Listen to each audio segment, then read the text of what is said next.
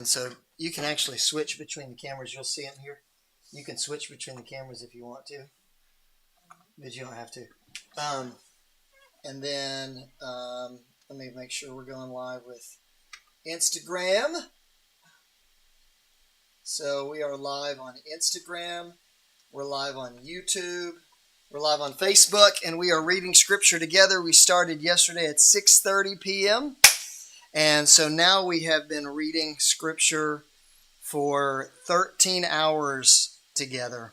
And we have gotten through Genesis, Exodus, Leviticus, Numbers, and now we are on Deuteronomy. So if you are watching, thank you for being present and walking with us through the reading of Scripture. We're so excited about this. We still have spots to sign up for. So if you will click on the link in an email you may have gotten from me or in our social media stories, you can click on our story. There's a link in our stories. We still would love for you to sign up. We're going to be reading through 10:30 p.m. Saturday night. We hope to get through the book of Revelation, from Genesis to Revelation, from cover to cover, to publicly read Scripture for the transformation of our hearts, for the, in Hosea it says that my people are perishing for lack of knowledge, and I don't want anything to hinder me from knowing the Lord, and for others knowing the Lord as much as we possibly can, the unsearchable riches of Christ. So we're reading Scripture publicly, and we want you to be able to sign up, and here in about I don't know, what do you say? You starting at 8 o'clock? Yes. Okay. Here in 24 minutes, Lucia, my favorite Italian, is going to be reading Deuteronomy 1. So in 24 minutes at 8 o'clock, she's going to be starting reading Deuteronomy chapter 1. So tune back in 24 minutes, and you can read with us Deuteronomy chapter 1. Until then, let me just tell you where we've been, and this has just been exciting. We've read through Genesis. So the book of Genesis literally means beginning. So it's the beginning of creation. Universally, it's the beginning of the call of Abraham and the beginnings of that family lineage. And also, the book ends with the beginning of their time in Egypt. Exodus is all about God's rescuing, His salvation. The salvation story in the Old Testament is the Exodus story from slavery out of Egypt. You turn to the New Testament. When you mention salvation in New Testament, we always think of the cross, right? Cross and resurrection. Old Testament salvation, they always thought of God's deliverance from slavery in Egypt. Perhaps even the prophet said that the deliverance from exile, Babylonian exile, Assyrian exile, was also part of God's salvation. You see the word salvation all through the Old Testament, and you see it primarily in ways of deliverance, God delivering them. However, you do also see the undercurrent of forgiveness in the Old Testament too. So you've got the Exodus story where God rescues His people out of Egypt, and after He brings them out of Egypt, He says, okay, you're my people. I'm going to be your God. You're going to be a kingdom of priests to me. You're going to be a holy nation. In Exodus 19:6, He tells them, He gives them their identity, and then from then on, He does two things in Exodus chapters 20 through the end of the book. He gives them guardrails of grace, I call it, or He gives them the law for them to establish like what is right living as a result of their salvation. God, now that He saved them, He gives them like, okay, here's what's going to help you flourish. And then but also during that, that's the same thing as God constituting a nation. So they sit around Mount Sinai for about a year, and God helps order their national constitution, basically, and their worship center. And it's all weaved in together. So you see a lot of passages in Exodus about, here's what God said is the tabernacle supposed to look like, which is a representation of God dwelling in the midst of His people, because literally they camped all around the tabernacle. And then you get over to Leviticus, and it's all about a priestly law. And right in the center of Leviticus is this Leviticus 17, or Leviticus 16 actually. I'm sorry, which is like atonement. Right here in atonement will be made for you, it cleanse you from your sins before the Lord. So there is this sense here in Leviticus. There's more of a sense of clean and unclean, and forgiven and unforgiven, or defilement and purity. So you've got you have sacrifices, you have forgiveness, and you have feasts in the book of Leviticus. And right in the middle is the Day of Atonement. And so, which is the day that the priest would go before the Holy of Holies and sprinkle blood before the mercy seat, where the cherubim were on the Ark of the Covenant, right in that special place in the tabernacle. And then we flip over to Numbers, and I call Numbers one of the two armpits of the Old Testament, because all through the book of Numbers, the people are complaining, they're rebelling. God literally provided them salvation and amazing miracles and provision, but they just keep complaining.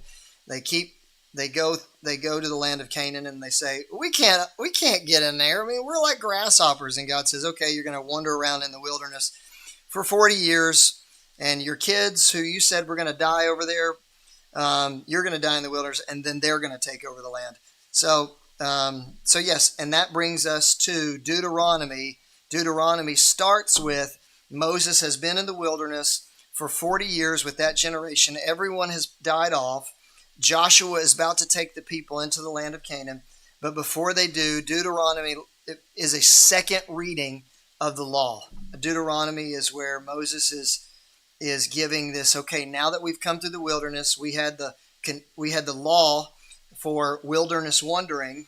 The same law is going to be for the promised land, but there's it's almost like your grandfather saying, hey, I know I'm leaving, I'm about to die, I can't go with you, but here's the word of the Lord. So, and here's what you need to know about this next stage of national life, worship life, public life, relational life, all kinds of things. So that's what Deuteronomy is doing, and it's good to know that we have no viewers right now, so I'm talking to myself. So in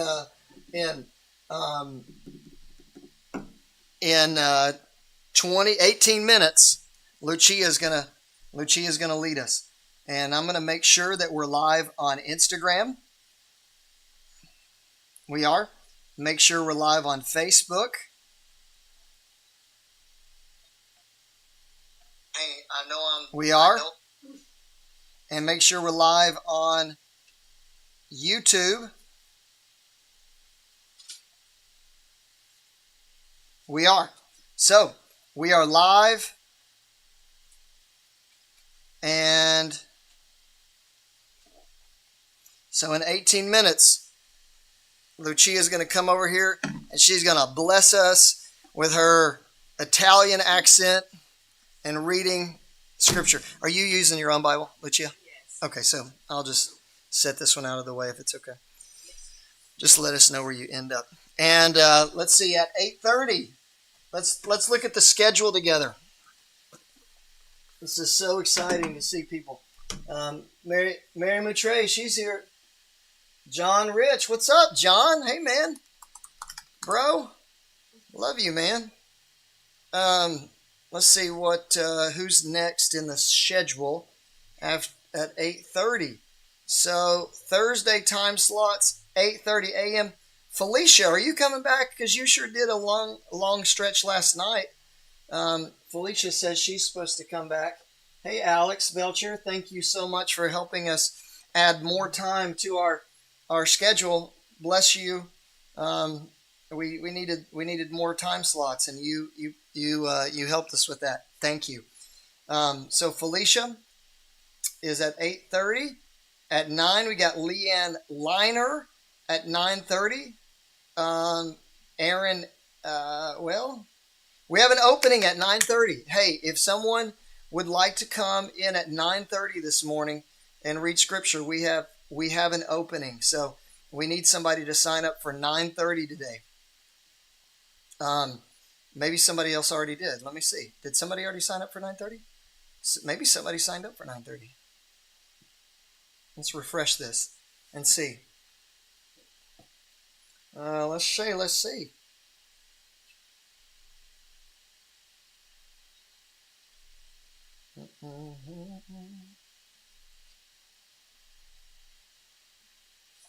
Let me through the fire.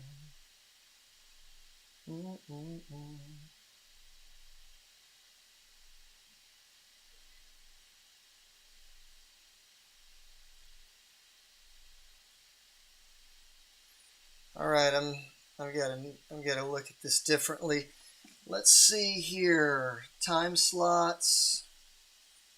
Let's arrange these in ascending order.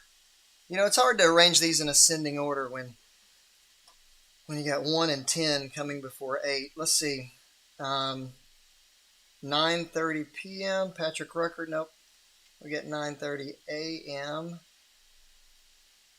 So we still need someone, it looks like, at 9:30 a.m. today.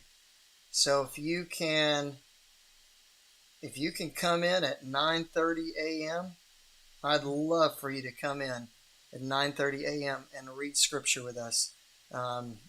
This has been a real transformative thing for me. I've just loved it. We also need a person at 11:30 today. So let me just go ahead and tell you, we need somebody at 9:30.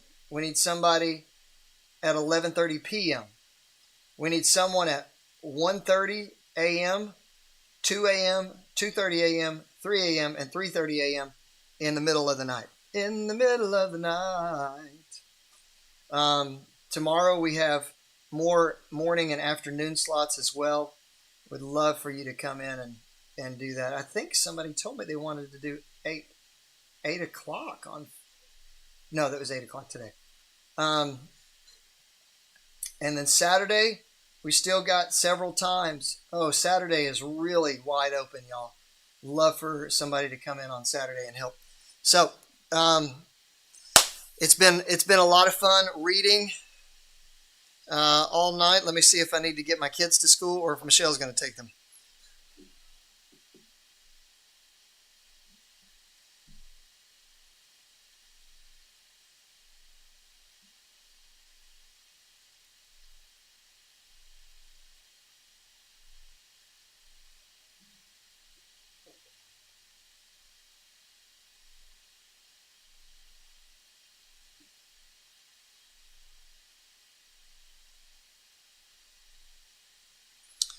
Okay, looks like my wonderful wife is taking them to school.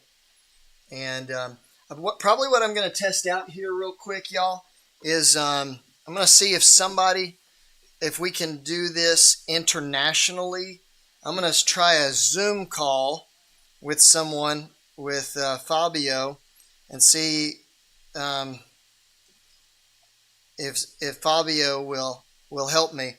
He might. It's 8:47 his time, so he may be at work. But I'm going to see if we can do this internationally.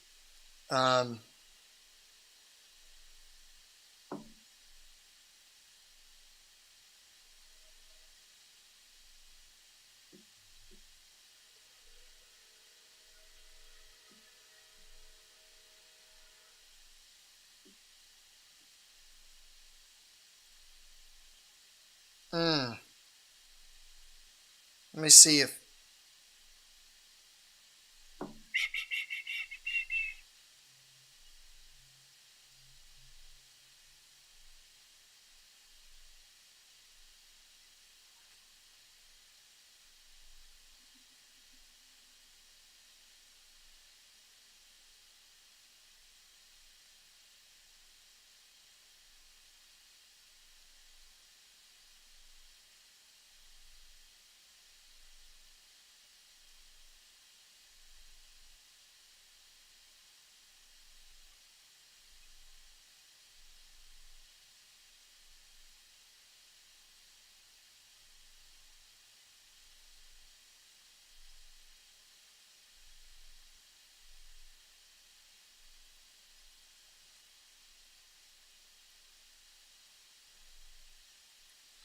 All right. I'll tell you what, if anybody out there, hey, see you, John. Appreciate you. Josue, good morning. Hey, I'd like to Zoom with someone if possible because I want to test our Zoom call. We have some internationals who are going to be doing this with us. Will someone make a comment in the post below if you're able to Zoom with me? I would love to. I would love to Zoom with you just to see if we can make this work. If you can Zoom with me, let me know. I'm going to start a Zoom meeting, and I'm going to see if we can create a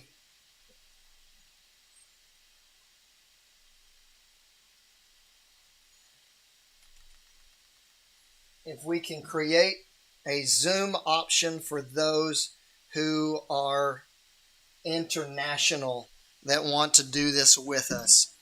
If you're local, we want you to be in here in this seat. That just makes it better for everyone, the experience to look at a camera and read scripture, and plus there's all these goodies here with snacks and coffee and tea and stuff. So we can Zoom quickly right there. We'll jump on and see if it works. Okay. Hey, thank you, Morgan. I'm gonna send you a Zoom link. Okay. Copy invite link. Thanks, Morgan. Let's see. What's the best way to get this to you? Let me jump on Facebook. I'm going to send you a Zoom link through Facebook Messenger. Morgan, thank you. Send it to Jonathan. Yes. Do you want me to send it to Reflecting His Heart, or do you want me to send it to his personal one?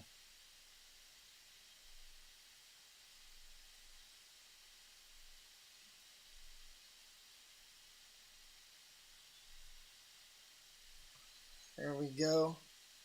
John. I'm going to send it to his personal one. Let's see. All right. I just sent it. John. Again, we're testing our Zoom out to see for those who are international, if they can join in internationally with us to see if we can see what it's like to see if we can make this work with internationals.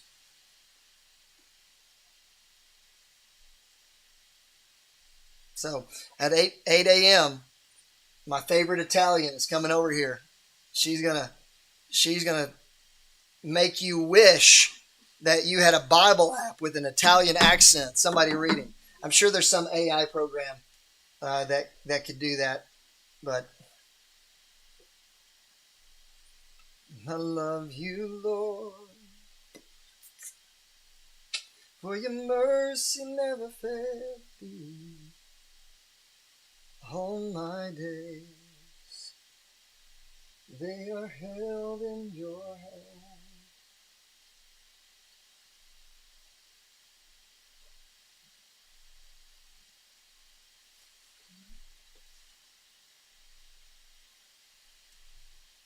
Morgan, I didn't get a link if you're sending or I didn't get a participation invite.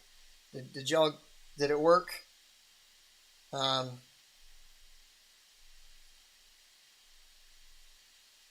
Let's see. Hopefully.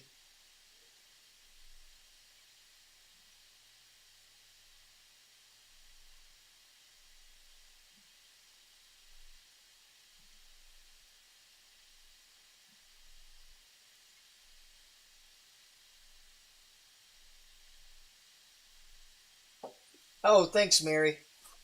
Well, yeah, I guess we could try Google Meetup too. I didn't think about that.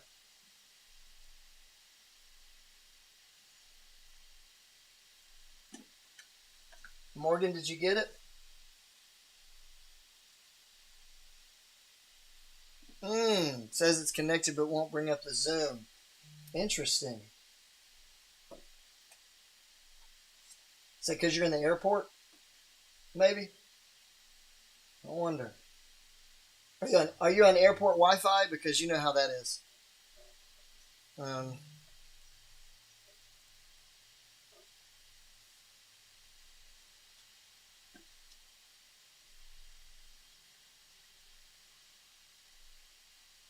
let's see here.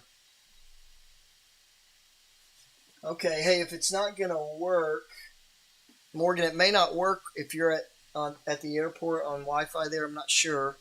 Does somebody else want to try?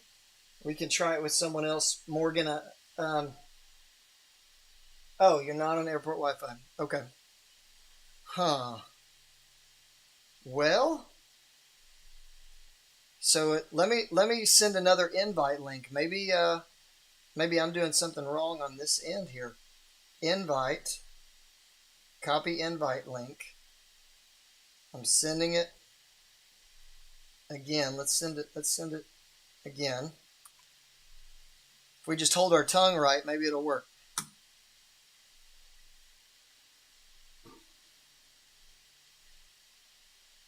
I'm not an IT person, just so we know. There's a meeting passcode 141410. Oh, there we go. Hey, look at reflecting his heart. Admit.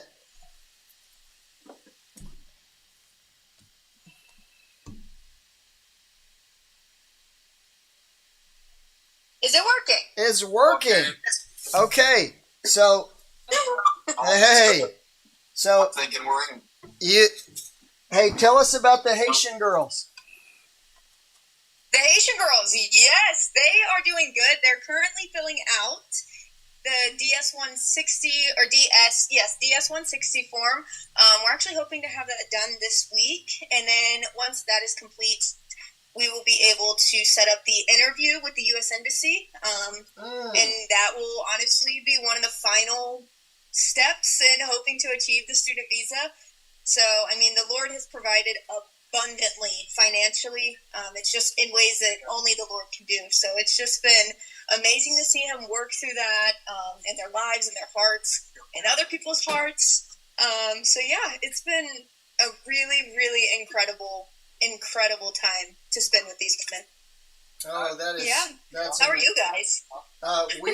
We're good. We're good. We've been trying to read scripture together for several hours. Now it's like what I'm gonna do, Morgan, I'm gonna step outside. If you can, I'm gonna check my app to see if I can hear your voice and see your face on the live stream. Oh, well, go for it. Do whatever you need to do. So, will you just pretend? Will you read a scripture and test this out with me? Yeah, I can hang on tight. Whatever you need. Will you read some scripture so I can make sure that it works on live stream? Or read something. Oh, take a picture? Oh, yes. I can see. On the live stream, it looks good.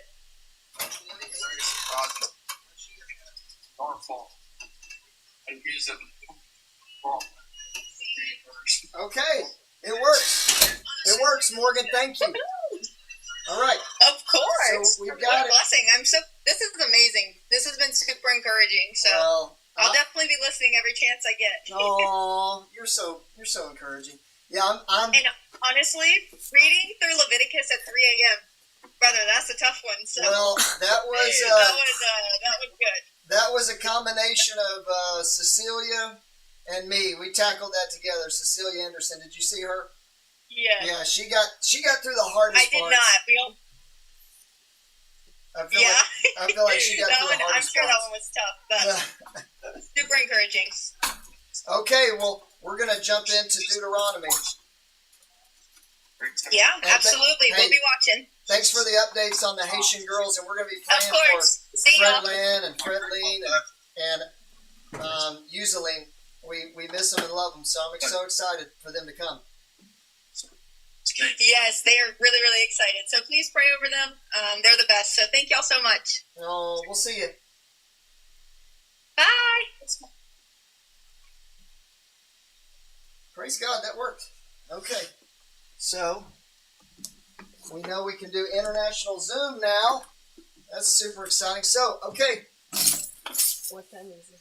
it's 7:59. You can back Okay. out in 1 minute. You only have 1 minute to back So out of this. I need to stop when someone else come in.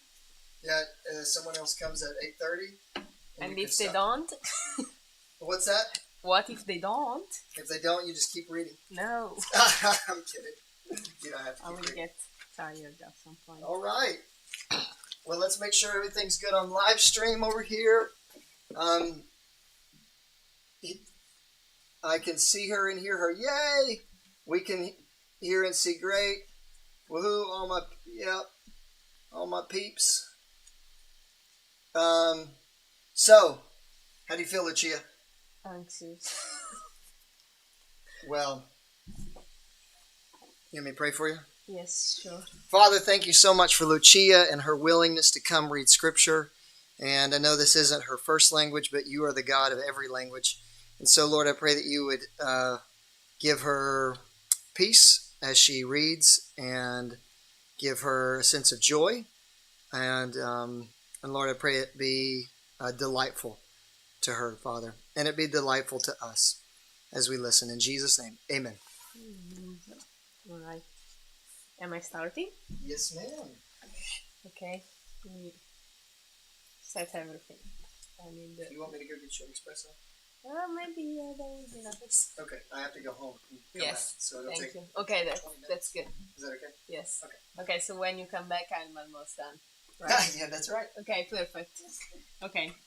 These are the words that Moses spoke to all Israel beyond the Jordan in the wilderness, in the Arab opposite south, between Paran and Tophel, Laban, Edzeroth, and Dizahab. It is 11-day journey from Horeb by the way of the Mount Seir to Kadesh Barnea. In the 40th year of the first day of the 11th month, Moses spoke to the people of Israel according to all that the Lord had given him in commandment to them. After he had defeated Sihon to the king of the Amorites, who live in Heshbon, and Og, the king of Bashan, who live in the Asharon and in the Edrei. Beyond the Jordan, in the land of Moab, Moses undertook to explain this law, saying, The Lord our God said to us in Horeb, You have stayed longer enough at this mountain. Turn and take your journey and go to the hill country of the Amorites and to all their neighbors in the Arab, in the hill country and in the lowland and in the Negev, and by the sea coast, the land of the Canaanites and Lebanon, as far as great river in the river Euphrates. See, I have set the land before you. Go in and take possession of the land that the Lord swore to your father, to Abraham, Isaac, and Jacob, to give to them and to their offspring after them. At that time I say to you, I am not able to bear you by myself. The Lord your God has multiplied you, and behold, you are today as numerous as the stars of heaven. May the Lord, the God of your father, make you 1,000 times as many as you are blessed you, as he has promised you. How can I bear myself the weight and burden of you and your strength? Choose for you tribes wise, understanding, and experienced men, and I will appoint them as your heads. And you answer me, The time that you have spoken is good for us to do. So I took the head of your tribe, wise and experienced men, and set them as head over you. Commanders of 1,000, commanders of 100, commanders of 50, commanders of 10, and officers throughout your tribes. And they charge you judges at that time. Hear the case between your brother, and judge righteously between a man and his brother, or the alien who is with him. You shall not be partial in judgment. You shall hear to smell and the great alike. You shall not be intimidated by anyone, for the judgment is God's. And the case that is too hard for you, you shall bring to me, and I will hear it. And I command you at that time all the things that you should do. Then we set out from Horeb and went through all that great and terrifying wilderness that you saw, on the way to the hill country of the Amorites, as the Lord our God commanded us, as we came to Hadesh Barnea. And I say to you, you have come to hill country of the Amorites, which the Lord our God is giving us.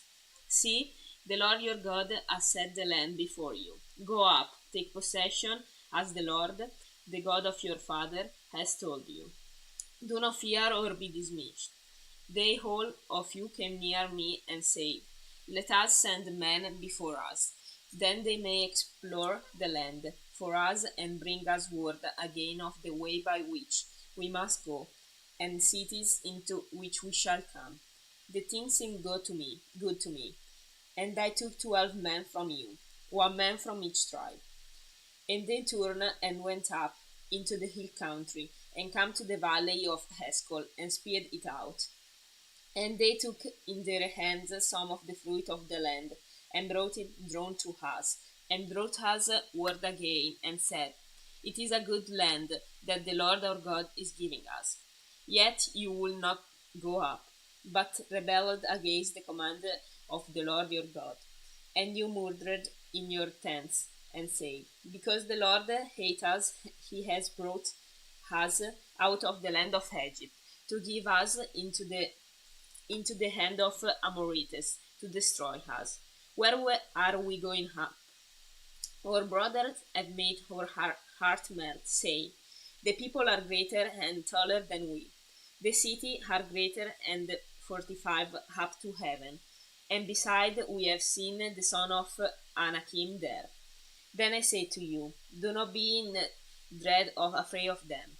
The Lord your God, who goes before you, will himself fight for you, just as he did for you in Egypt before your eyes, and in the wilderness, where you have seen how the Lord your God carried you, as man carries his son,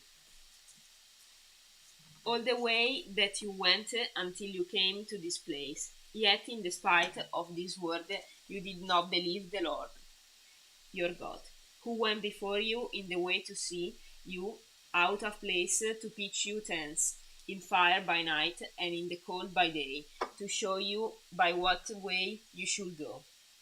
And the Lord heard your words, and was angered, and he swore, not one of these men of this heavy generation shall see the good land that I swore to give to your father, except Caleb the son of Jephunneh. He said, see it, and to him and to his children I will give the land on which he has trodden, because he has wholly followed the Lord. Even with me the Lord was angry on your account, and said, you also shall not go in there. Joshua the son of Nun, who stands before you, he shall enter. Encourage him, for he shall cause Israel to inherit it.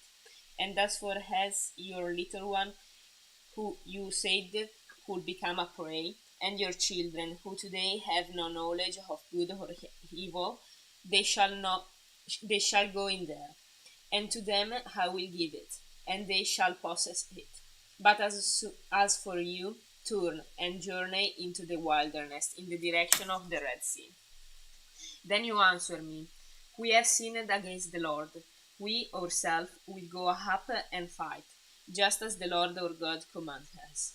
And everyone you fastened on his weapon of war, and thought it easy to go up into the hill country.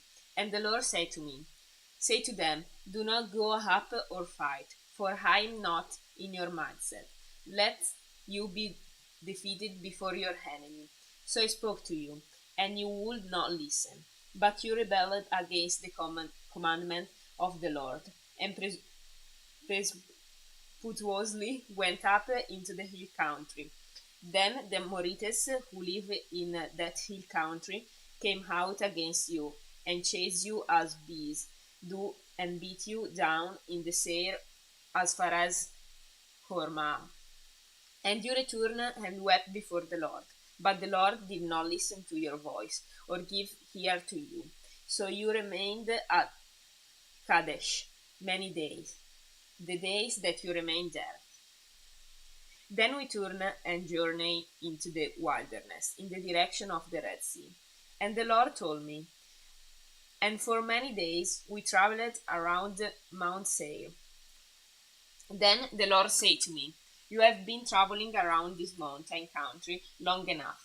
Turn northward and command the people. You are about to pass through the territory of your brother, the people of Esau, who live in Seir, and they will be afraid of you. So be very careful. Do not contend with them, for I will not give you any of the land. No, not so much as for the sole of the foot to treat on, because I have given Mount Seir to Esau as a possession. You shall purchase food from them with money, that you might eat, and you shall also buy water from them with money, that you might drink. For the Lord your God has blessed you in all of the work of your hand. He knows you're going through his greater wilderness. These 40 years the Lord your God has been with you. You have lacked nothing. So we went on, away from our brothers, the people of Esau, who live in Seir, away from the Arab road from Elat and Ezion Geber. And we turned and went in the direction of the wilderness of Moab. And the Lord said to me, do not harass Moab, or contend with them in the battle, for I will not give you any of their land for a possession, because I have given Arto, the people of Lot, for a possession. The Emim formerly lived there, a people greater and many, and tall as Anakim. Like the Anakim, they are also counted as Rephaim, but the Moabites called them Emim. The Horites also live in Seir, formerly, but the people of Esau disposed them and destroyed them from before them, and settled in their place, as Israel did to the land of their possession, which the Lord gave to them. Now rise up and go over the brook Zered. So we went over the brook Zered, and the time from our leaving Kadesh Barnea until we crossed the brook Zered was 38 years, until the entire generation, that is, the men of war, had perished from the camp, as the Lord had sworn to them. For indeed the hand of the Lord was against them to destroy them from the camp, until they had perished. So as soon as all the men of war had perished and were dead from among the people, the Lord said to me, today you are across the border of Moab at Ar, and when you approach the territory of the people of Ammon, do not harass them or contend with them, for I will not give you any of the land of the people of Ammon as a possession, because I have given it to the son of Lot for a possession. It is also counted as a land of Rephaim. Rephaim formerly lived there, but the Ammonites called them Zumzumim, a people great and many, and tall as the Anakim. But the Lord destroyed them before the Ammonites, and they dispersed them and settled in their place, as he did for the people of Esau, who live in Seir, when he destroyed the Horites before them, and they dispersed them and settled in their place, even to this day. As for the Avim who live in the village as far as Gaza, the Captorim who came from Captor destroyed them and settled in their place. Rise up, set out your own journey, and go over the valley of Arnon. Behold, I have given into the hand of Sihon the Amorite, king of Heshbon, and his land. Begin to take possession and contend with him in the battle. This day I will begin to put the dread and fear on the peoples who are under the whole heaven, who shall hear the report of you, and shall tremble and be in anguish because of you. So I sent a message from the wilderness of Kedemoth to Sion, the king of Heshbon, with word of peace, saying, Let me pass through your land. I will go wholly by the road. I will turn aside, neither to the right nor to the left. You shall sell me food for money, that I might eat, and give me water for money, that I might drink. Only let me pass through 1 foot. As the son of Esau, who live in Seir, and the Moabites, who live in Har, did for me, until I go over the Jordan into the land of the Lord, our God is given to us. But Sion, the king of Heshbon, would not let us pass by him, for the Lord your God hardened his spirit, and made his heart obstinate, that he might give him into your hand, as he is this day. And the Lord said to me, Behold, I have begun to give Sion and his land over to you. Begin to take possession, that you might occupy his land. Then Sion came out against us, he and all his people, to battle at Jahaz. And the Lord our God gave him over to us, and we defeated him and his son and all his people, and we captured all of his cities at that time, and devoted to destruction every city, men, women, and children. We left no survivors. Only the livestock we took as spoil for ourselves, with the plunder of the city that we captured, from Aroer, which is one of the edges of the valley of the Arnon, and from the city that is the valley as far as Gilead. There was not a city too high for us. The Lord our God gave all into our hand. Only to the land of the son of Hamor you did not draw near, that is, to all of the banks of the river Jacob and the city of the hill country, wherever the Lord our God had forbidden us. Then we turned and went up to the way of Bashan, and Og, the king of Bashan, came out against us, he and all his people, to battle at Edrei.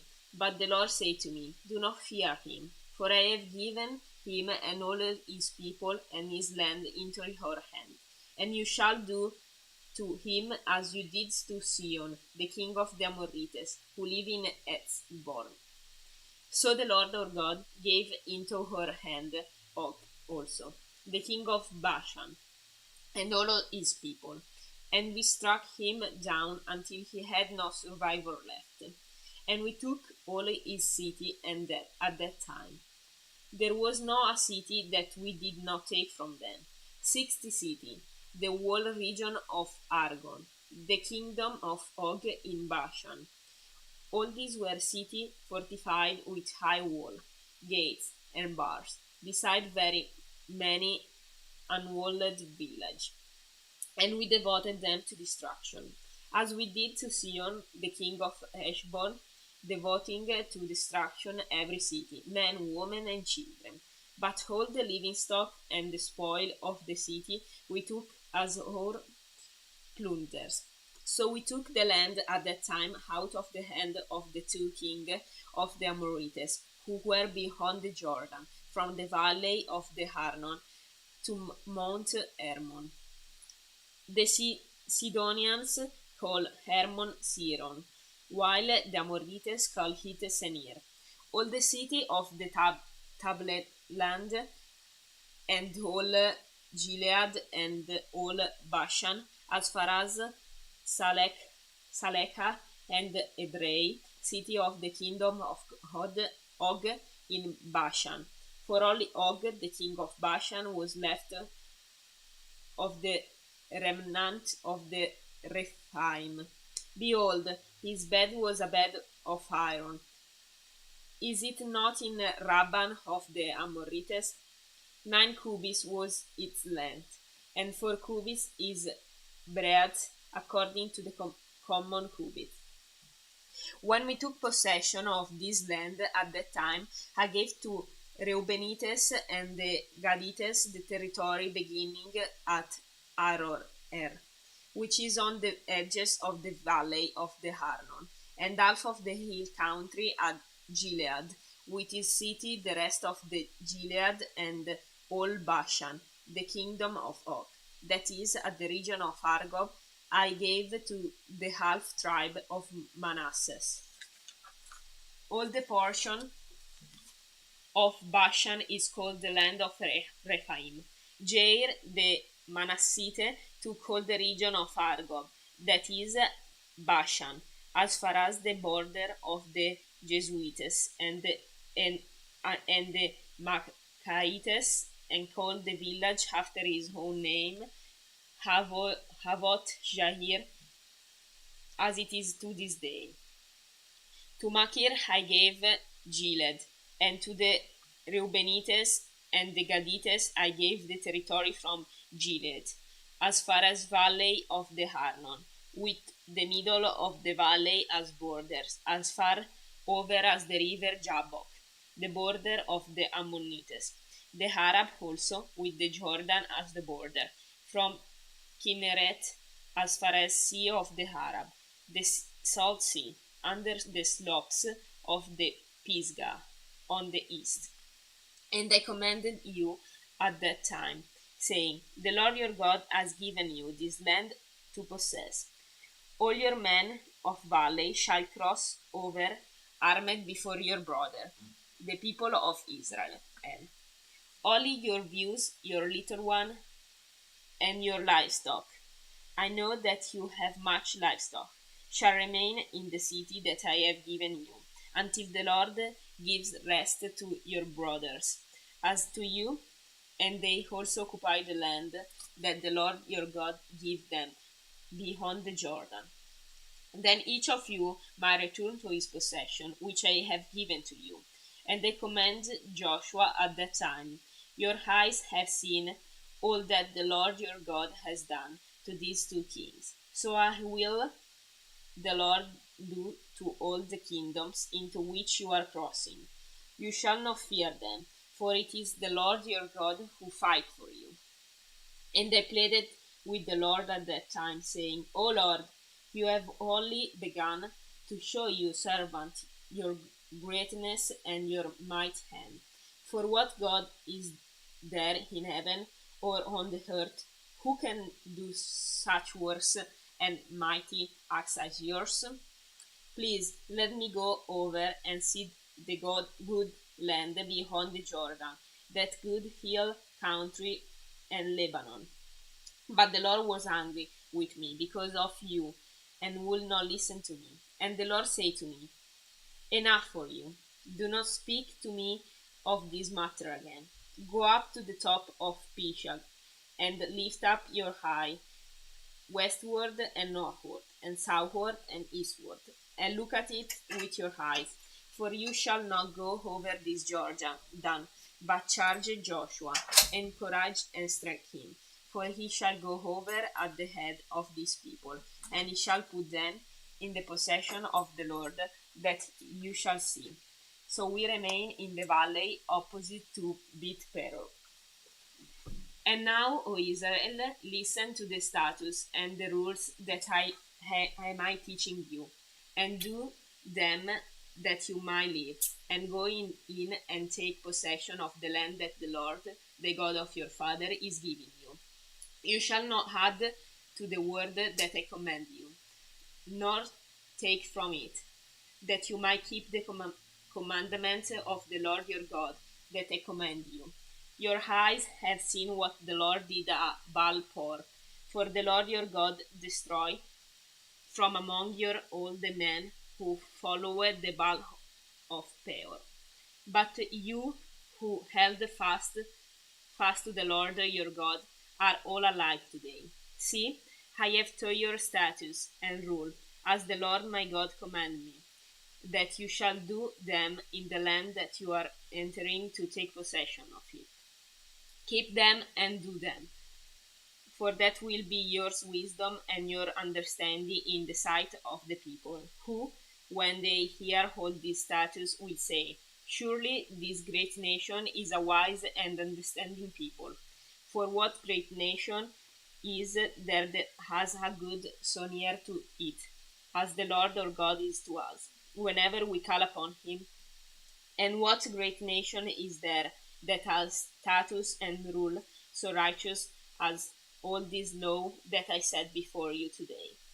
Only take care and keep your soul diligent, lest you forget the thing that your eyes have seen, and at least they depart from your heart all the day of your life. Make them know to your children and to your children's children, how on the day that you stood before the Lord your God at Horeb, the Lord said to me, gather the people to me, that I might let them hear my words, so that they might learn to fear me, and the day that they live on the earth, and that they might teach their children so. And so, and you come near and stood at the foot of the mountain, while the mountain burned with fire to the heart of heaven, wrapped in darkness, cold and gloom. The Lord spoke to you out of the mindset of the fire.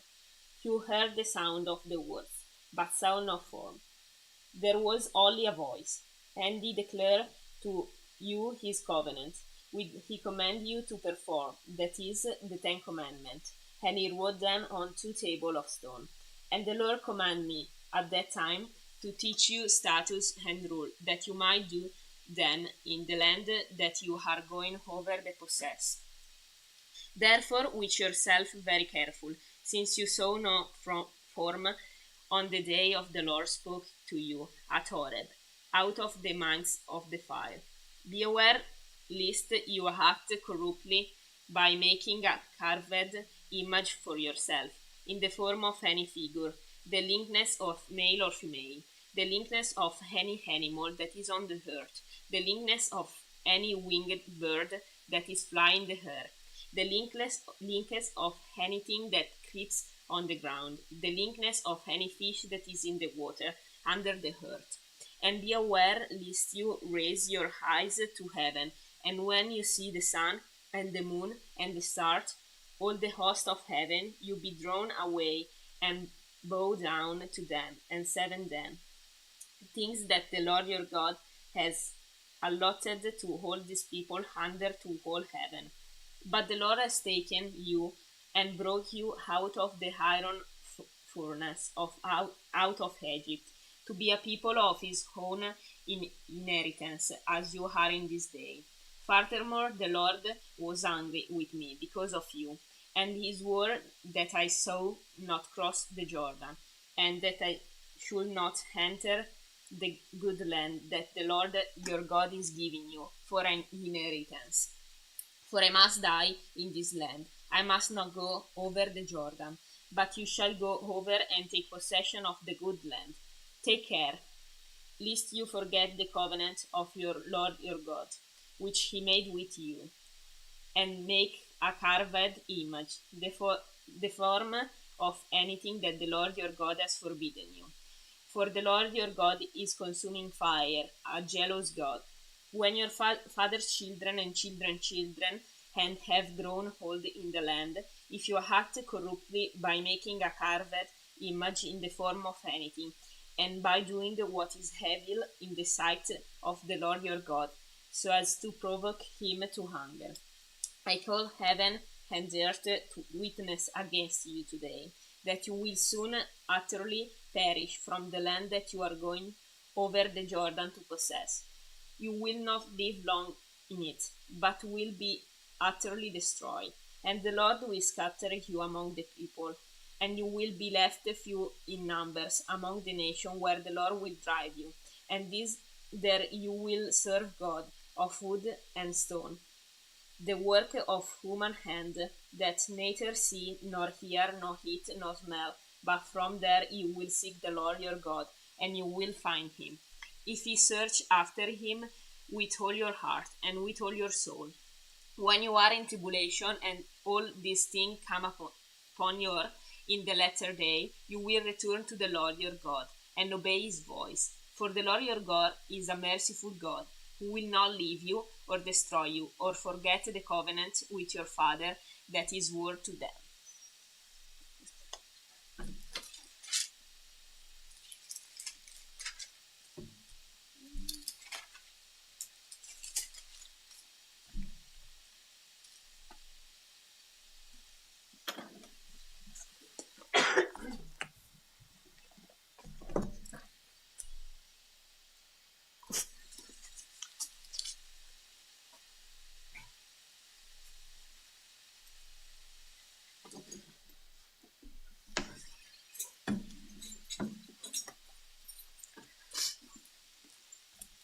Indeed, ask about the earlier days that preceded you, from the day God created mankind on the earth, and from one end of the heavens to the other. Has anything like this great event ever happened, or has anything like it been heard of? Has a people heard God's voice speaking from the fire as you have and lived? Or has a God attempted to go and take a nation as its own out of another nation by trials, signs, wonders, and war, by a strong hand and an outstretched arm, by great terrors, as the Lord your God did for you in Egypt before your eyes? You are shown these things so that you would know that the Lord is God. There is no other besides him. He let you hear his voice from heaven to instruct you. He showed you his great fire on earth, and you heard his words from the fire. Because he loved your fathers, he chose their descendants after them and brought you out of Egypt by his presence and great power, to drive out before you nations greater and stronger than you, and to bring you in and give you their land as an inheritance, as is now taking place. Today, recognize and keep in mind that the Lord is God in heaven above and on earth below. There is no other. Keep his statutes and commands, which I am giving you today, so that you and your children after you may prosper, and so that you may live long in the land the Lord your God is giving you for all time. Then Moses set apart 3 cities across the Jordan to the east. Someone could flee there who committed manslaughter, killing his neighbor accidentally without previously hating him. He could flee to one of these cities and stay alive. Bezer in the wilderness, on the plateau land belonging to the Reubenites, Ramoth and Gilead belonging to the Gadites, or Golan in Bashan belonging to the Manassites. This is the law Moses gave the Israelites. These are the decrees, statutes, and ordinances Moses proclaimed to them after they came out of Egypt. Across the Jordan, in the valley facing Beth Peor, in the land of King Sihon of the Amorites, he lived in Heshbon, and Moses and the Israelites defeated him after they came out of Egypt. They took possession of his land and the land of Og, king of Bashan, the 2 Amorite kings who were across the Jordan to the east, from Aroer on the rim of the Arnon Valley as far as Mount Sion, that is Hermon, and all the Arabah on the east side of the Jordan as far as the Dead Sea below the slopes of Pisgah. Moses summoned all Israel and said to them, Israel, listen to the statutes and ordinances I am proclaiming as you hear them today. Learn and follow them carefully. The Lord our God made a covenant with us at Horeb. He did not make this covenant with our fathers, but with all of us who are alive here today. The Lord spoke to you face to face from the fire on the mountain. At that time I was standing between the Lord and you to report the word of the Lord to you, because you were afraid of the fire and did not go up to the mountain. And he said, I am the Lord your God, who brought you out of the land of Egypt, out of the place of slavery.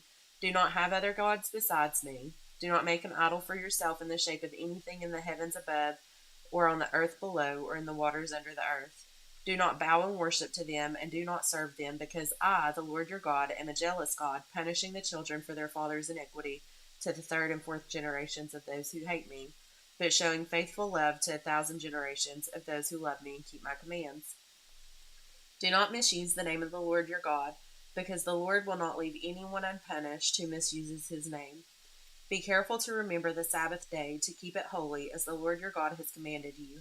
You are to labor 6 days and do all your work, but the 7th day is a Sabbath to the Lord your God. Do not do any work, you, your son or daughter, your male or female slave, your ox or donkey, any of your livestock, or the resident alien who lives within your city gates, so that your male and female slaves may rest as you do. Remember that you were a slave in the land of Egypt, and the Lord your God brought you out of there with a strong hand and an outstretched arm. That is why the Lord your God has commanded you to keep the Sabbath day. Honor your father and mother, as the Lord your God has commanded you, so that you may live long, and so that you may prosper in the land of the Lord your God is giving you. Do not murder. Do not commit adultery. Do not steal. Do not give dishonest testimony against your neighbor. Do not covet your neighbor's wife, or desire your neighbor's house, his field, his male or female slave, his ox or donkey, or anything that belongs to your neighbor. The Lord spoke these commands in a loud voice to your entire assembly from the fire cloud and total darkness on the mountain. He added nothing more.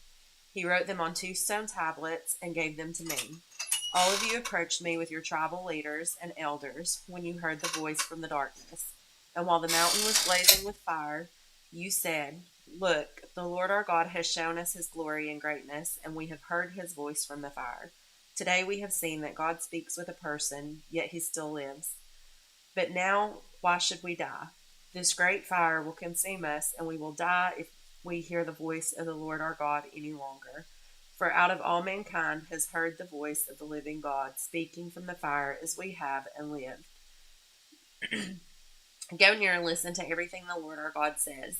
Then you can tell us everything the Lord our God tells you. We will listen and obey."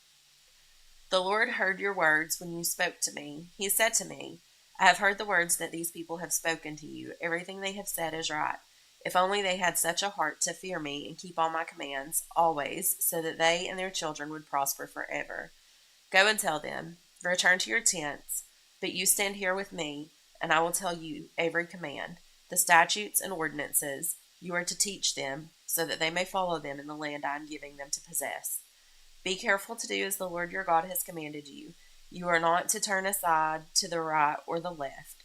Follow the whole instruction the Lord your God has commanded you, so that you may live, prosper, and have a long life in the land you will possess. This is the command, the statutes and ordinances the Lord your God has commanded me to teach you, so that you may follow them in the land you are about to enter and possess. Do this so that you may fear the Lord your God all the days of your life by keeping all his statutes and commands. I am giving you your son and your grandson, and so that you may have a long life. Listen, Israel, and be careful to follow them, so that you may prosper and multiply greatly, because the Lord, the God of your fathers, has promised you a land flowing with milk and honey. Listen, Israel, the Lord our God, the Lord is one. Love the Lord your God with all your heart, with all your soul, and with all your strength. These words that I am giving you today are to be in your heart. Repeat them to your children. Talk about them when you sit in your house and when you walk along the road, when you lie down and when you get up. Bind them as a sign on your hand and let them be a symbol on your forehead. Write them on the doorposts of your house and on your city gates. When the Lord your God brings you into the land he swore to your fathers, Abraham, Isaac, and Jacob, that he would give you a land with large and beautiful cities that you did not build, houses full of every good thing that you did not fill them with, cisterns that you did not dig, and vineyards and olive groves that you did not plant. And when you eat and are satisfied, be careful not to forget the Lord who brought you out of the land of Egypt, out of the place of slavery. Fear the Lord your God, worship him, and take your oaths in his name. Do not follow other gods, the gods of the peoples around you, for the Lord your God who is among you is a jealous God. Otherwise, the Lord your God will become angry with you and obliterate you from the face of the earth. Do not test the Lord your God as you tested him at Massah. Carefully observe the commands of the Lord your God, the decrees and statutes he has commanded you. Do what is right and good in the Lord's sight, so that you may prosper and so that you may enter and possess the good land the Lord your God swore to give your fathers, by driving out all your enemies before you, as the Lord has said. When your son asks you in the future, what is the meaning of the decrees, statutes, and ordinances that the Lord our God has commanded you, tell him, we were slaves of Pharaoh in Egypt, but the Lord brought us out of Egypt with a strong hand. Before our eyes, the Lord inflicted great and devastating signs and wonders on Egypt, on Pharaoh, and on all his household. But he brought us from there in order to lead us in and give us the land that he swore to our fathers. The Lord commanded us to follow all these statutes and to fear the Lord our God for our prosperity always and for our preservation as it is today. Righteousness will be ours if we are careful to follow every one of these commands before the Lord our God as he has commanded us. When the Lord your God brings you into the land you are entering to possess, and he drives out many nations before you, the Hittites, Girgashites, Amorites, Canaanites, Perizzites, Hivites, and Jebusites, 7 nations more numerous and powerful than you. And when the Lord your God delivers them over to you and you defeat them, you must completely destroy them. Make no treaty with them and show them no mercy. You must not intermarry with them, and you must not give your daughters to their sons or take their daughters for your sons, because they will turn your sons away from me to worship other gods. Then the Lord's anger will burn against you, and he will swiftly destroy you. Instead, this is what you are to do to them: tear down their altars, smash their sacred pillars, cut down their Asherah poles, and burn their carved images. For you are a holy people belonging to the Lord your God. The Lord your God has chosen you to be his own possession out of all the peoples on the face of the earth. The Lord had his heart set on you and chose you, not because you were more numerous than all peoples, for you were the fewest of all peoples, but because the Lord loved you and kept the oath he swore to your fathers. He brought you out with a strong hand and redeemed you from the place of slavery, from the power of Pharaoh king of Egypt. Know that the Lord your God is God, the faithful God who keeps his gracious covenant loyalty for 1,000 generations with those who love him and keep his commands, but he directly pays back and destroys those who hate him. He will not hesitate to pay back directly the one who hates him. So keep the command, the statutes, and ordinances that I am giving you to follow today. If you listen to and are careful to keep these ordinances, the Lord your God will keep his covenant loyalty with you, as he swore to your fathers. He will love you, bless you, and multiply you. He will bless your offspring and the produce of your land, your grain, new wine, and fresh oil, the young of your herds and the newborn of your flocks, in the land he swore to your fathers that he would give you. You will be blessed above all peoples. There will be no infertile male or female among you or your livestock. The Lord will remove all sickness from you. He will not put on you all the terrible diseases of Egypt that you know about, but he will inflict them on all who hate you. You must destroy all the peoples the Lord your God is delivering over to you, and not look on them with pity. Do not worship their gods, for that will be a snare to you. If you say to yourself, these nations are greater than I, how can I drive them out? Do not be afraid of them. Be sure to remember what the Lord your God did to Pharaoh and all of Egypt, the great trials that you saw, the signs and wonders, the strong hand and outstretched arm, by which the Lord your God brought you out. The Lord your God will do the same to all the people who you fear. The Lord your God will also send hornets against them until all the survivors and those hiding from you perish. Don't be terrified of them, for the Lord your God, a great and awesome God, is among you. The Lord your God will drive out these nations before you, little by little. You will not be able to destroy them all at once. Otherwise, the wild animals will become too numerous for you. The Lord your God will give them over to you and throw them into great confusion until they are destroyed. He will hand their kings over to you and will wipe out their names under heaven. No one will be able to stand against you. You will annihilate them, burn up the carved images of their gods. Don't covet the silver and gold on the images and take it for yourself, or else you will be ensnared by it, for it is detestable to the Lord your God. Do not bring any detestable thing into your house, or you will be set apart for destruction like it. You are to abhor and detest it utterly, because it is set apart for destruction. Carefully follow every command I am giving you today, so that you may live and increase and may enter and take possession of the land the Lord swore to your fathers. Remember that the Lord your God led you on the entire journey these 40 years in the wilderness, so that he might humble you and test you to know what was in your heart, whether or not you would keep his commands. He humbled you by letting you go hungry. Then he gave you manna to eat, which you and your fathers had not known, so that you might learn that man does not live on bread alone, but on every word that comes from the mouth of the Lord. Your clothing did not wear out, and your feet did not swell these 40 years. Keep in mind that the Lord your God has been disciplining you just as a man disciplines his son. So keep the commands of the Lord your God by walking in his ways and fearing him. For the Lord your God is bringing you into a land with streams, springs, and deep water sources, flowing in both valleys and hills, a land of wheat, barley, vines, figs, and pomegranates, a land of olive oil and honey, a land where you will eat food without storage, where you will lack nothing, a land whose rocks are iron, and from whose hills you will mine copper. When you eat and are full, you will bless the Lord your God for the good land he has given you. Be careful that you don't forget the Lord your God by failing to keep his commands, ordinances, and statutes that I am giving you today.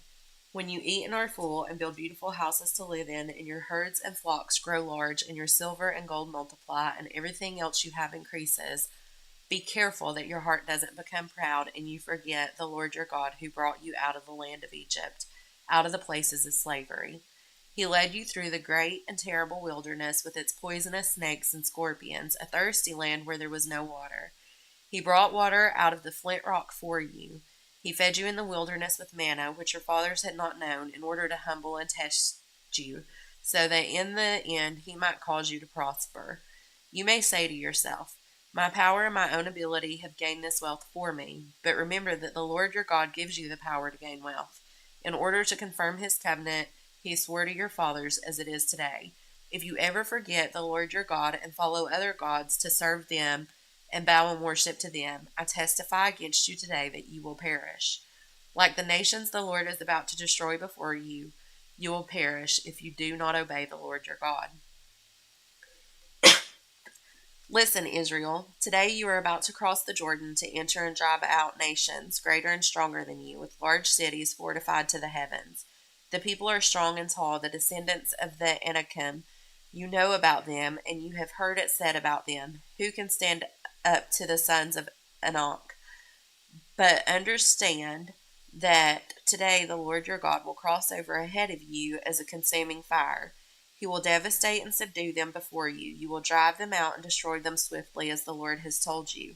When the Lord your God drives them out before you, do not say to yourself, the Lord brought me in to take possession of this land because of my righteousness. Instead, the Lord will drive out these nations before you because of their wickedness.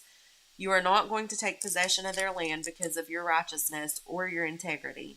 Instead, the Lord your God will drive out these nations before you because of their wickedness, in order to fulfill the promise he swore to your fathers, Abraham, Isaac, and Jacob. Understand that the Lord your God is not giving you this good land to possess because of your righteousness, for you are a stiff-necked people. Remember and do not forget how you provoked the Lord your God in the wilderness. You have been rebelling against the Lord from the day you had left the land of Egypt until you reached this place. You provoked the Lord at Horeb, and he was angry enough with you to destroy you. When I went up to the mountain to receive the stone tablets, the tablets of the covenant the Lord made with you, I stayed on the mountain 40 days and 40 nights. I did not eat food or drink water. On the day of the assembly, the Lord gave me the 2 stone tablets inscribed by God's finger. The exact words were on them, which the Lord spoke to you from the fire on the mountain. The Lord gave me the 2 stone tablets, the tablets of the covenant, at the end of the 40 days and 40 nights. The Lord said to me, get up and go down immediately from here, for your people whom you brought out of Egypt have acted corruptly. They have quickly turned from the way that I commanded them. They have made a cast image for themselves. The Lord also said to me, I have seen this people, and indeed they are a stiff-necked people. Leave me alone, and I will destroy them and blot out their name under heaven. Then I will make you into a nation stronger and more numerous than they.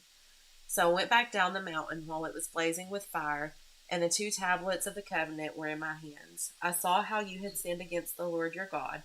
You had made a calf image for yourselves. You had quickly turned from the way the Lord had commanded for you. So I took hold of the 2 tablets and threw them from my hands, shattering them before your eyes. I fell down like the first time in the presence of the Lord for 40 days and 40 nights. I did not eat food or drink water because of all the sin you committed, doing what was evil in the Lord's sight and angering him. I was afraid of the fierce anger the Lord had directed against you because he was about to destroy you. But again the Lord listened to me on that occasion. The Lord was angry enough with Aaron to destroy him, but I prayed for Aaron at that time also. I took the sinful calf you made and burned it. I crushed it thoroughly, grinding it to powder as fine as dust, and threw its dust into the stream that came down from the mountain. You continued to provoke the Lord at Taberah, Massa, and Kibroth Hatava.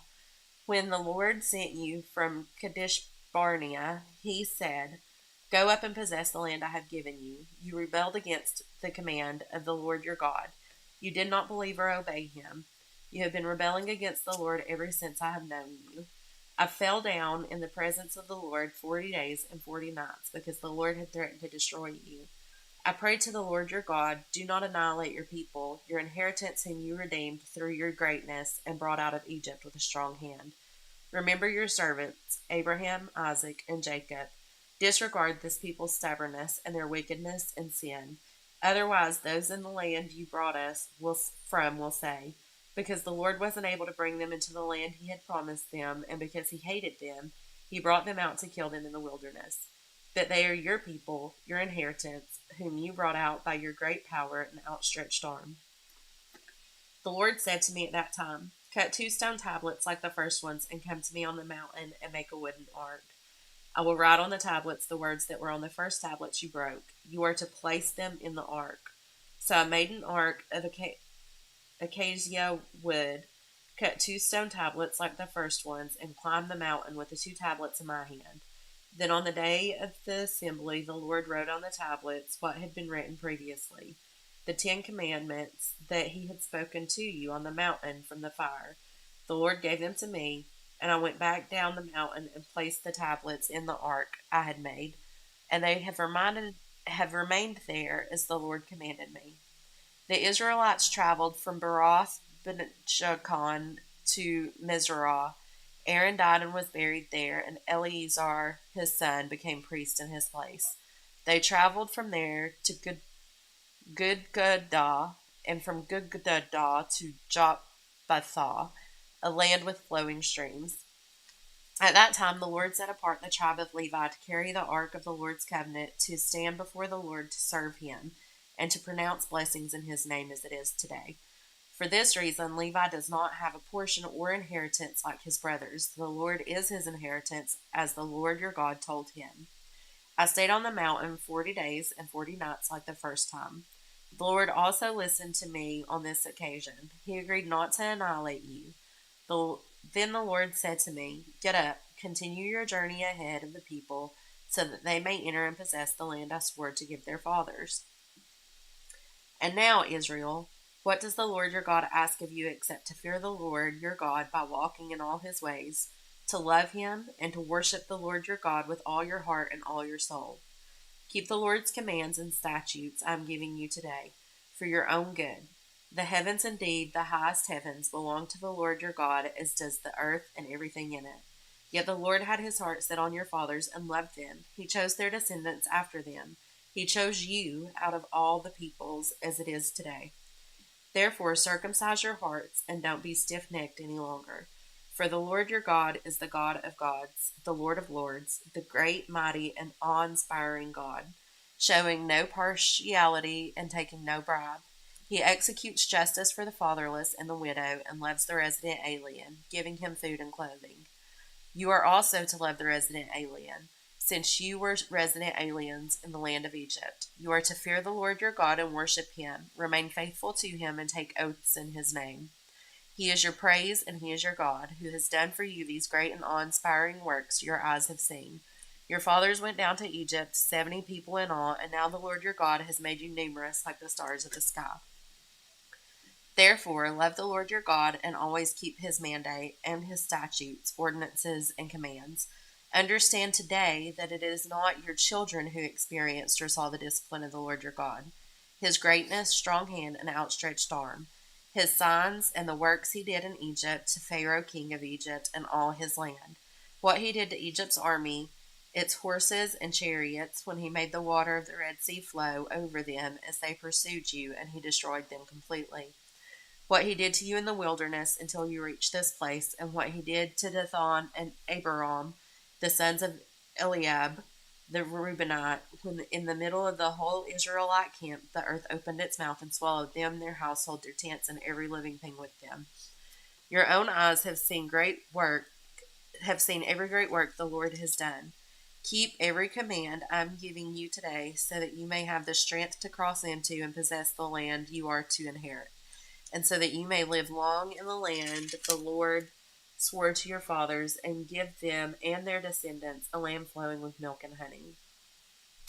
For the land you are entering to possess is not like the land of Egypt, from which you have come, where you sowed your seed and irrigated by hand, as in the vegetable garden. But the land you are entering to possess is a land of mountains and valleys, watered by rain from the sky. It is a land the Lord your God cares for. He is always watching over it from the beginning to the end of the year. If you carefully obey my commands I am giving you today to love the Lord your God and worship him with all your heart and all your soul, I will provide rain for your land in the proper time, the autumn and spring rains, and you will harvest your grain, new wine, and fresh oil. I will provide grass in your fields for your livestock. You will eat and be satisfied. Be careful that you are not enticed to turn aside, serve, and bow and worship to other gods. Then the Lord's anger will burn against you. He will shut the sky, and there will be no rain. The land will not yield its produce, and you will perish quickly from the good land the Lord is giving you.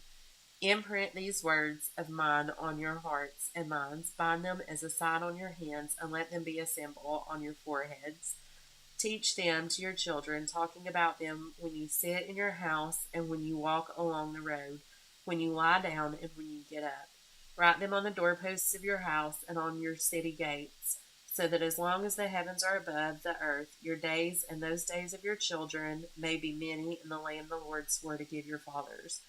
For if you carefully observe every one of these commands I am giving to you to follow, to love the Lord your God, walk in all his ways, and remain faithful to him, the Lord will drive out all these nations before you, and you will drive out nations greater and stronger than you. Every place the sole of your foot treads will be yours. Your territory will extend from the wilderness to Lebanon, and from the Euphrates River to the Mediterranean Sea. No one will be able to stand against you. The Lord your God will put fear and dread of you in all the land where you set foot, as he has promised you. Look, today I set before you a blessing and a curse. There will be a blessing if you obey the commands of the Lord your God I am giving you today, and a curse if you do not obey the commands of the Lord your God, and you turn aside from the path I command you today by following other gods you have not known. When the Lord your God brings you into the land you are entering to possess, you are to proclaim the blessing at Mount Gerizim and the curse at Mount Ebal. Aren't these mountains across the Jordan beyond the western road in the land of the Canaanites who live in Arabah opposite Gilgal, near the oaks of Moreh? For you are about to cross the Jordan to enter and take possession of the land the Lord your God is giving you. When you possess it and settle in it, be careful to follow all the statutes and ordinances before you today. Be careful to follow these statutes and ordinances in the land of the Lord, the God of your fathers, has given you to possess all the days you live on the earth.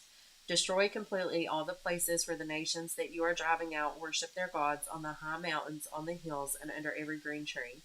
Tear down their altars, smash their sacred pillars, burn their Asherah poles, cut down the carved images of their gods, and wipe out the names from every place. Don't worship the Lord your God this way. Instead, turn to the place the Lord your God chooses from all your tribes to put his name for his dwelling, and go there. You are to bring there your burnt offerings and sacrifices, your tenths and personal contributions, your vow offerings and free will offerings, and the firstborn of your herds and flocks. You will eat there in the presence of the Lord your God, and rejoice with your household in everything you do, because the Lord your God has blessed you.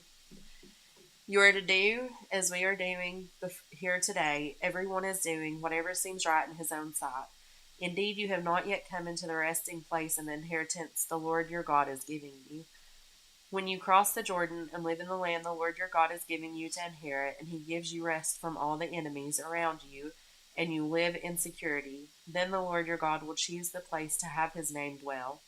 Bring there everything I command you, your burnt offerings, sacrifices, offerings of the tenth, personal contributions, and all your choice offerings you vow to the Lord. You will rejoice before the Lord your God, you, your sons and daughters, your male and female slaves, and the Levite who is within your city gates, since he has no portion or inheritance among you.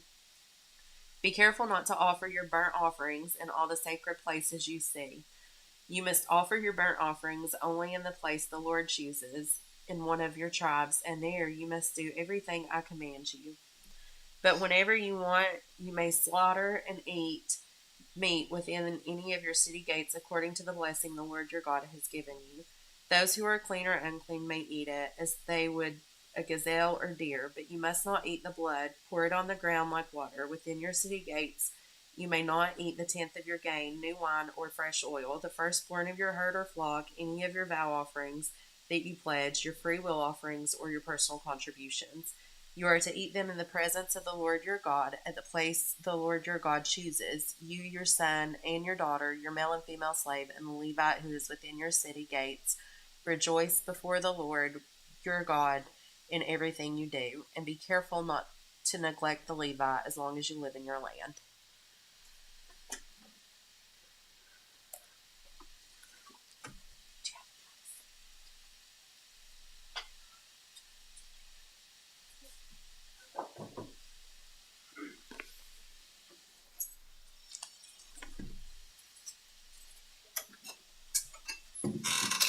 So thank you, Felicia, for getting us to Deuteronomy 12:20. So I'm going to start in Deuteronomy 12:20. When the Lord your God has enlarged your territory as he promised you, and you crave meat and say, I would like some meat, then you may eat as much as you want. If the place where the Lord your God chooses to put his name is too far away from you, you may slaughter animals from the herds and flocks the Lord has given you, as I have commanded you, and in your own towns you may eat as much of them as you want. Eat them as you would gazelle or deer.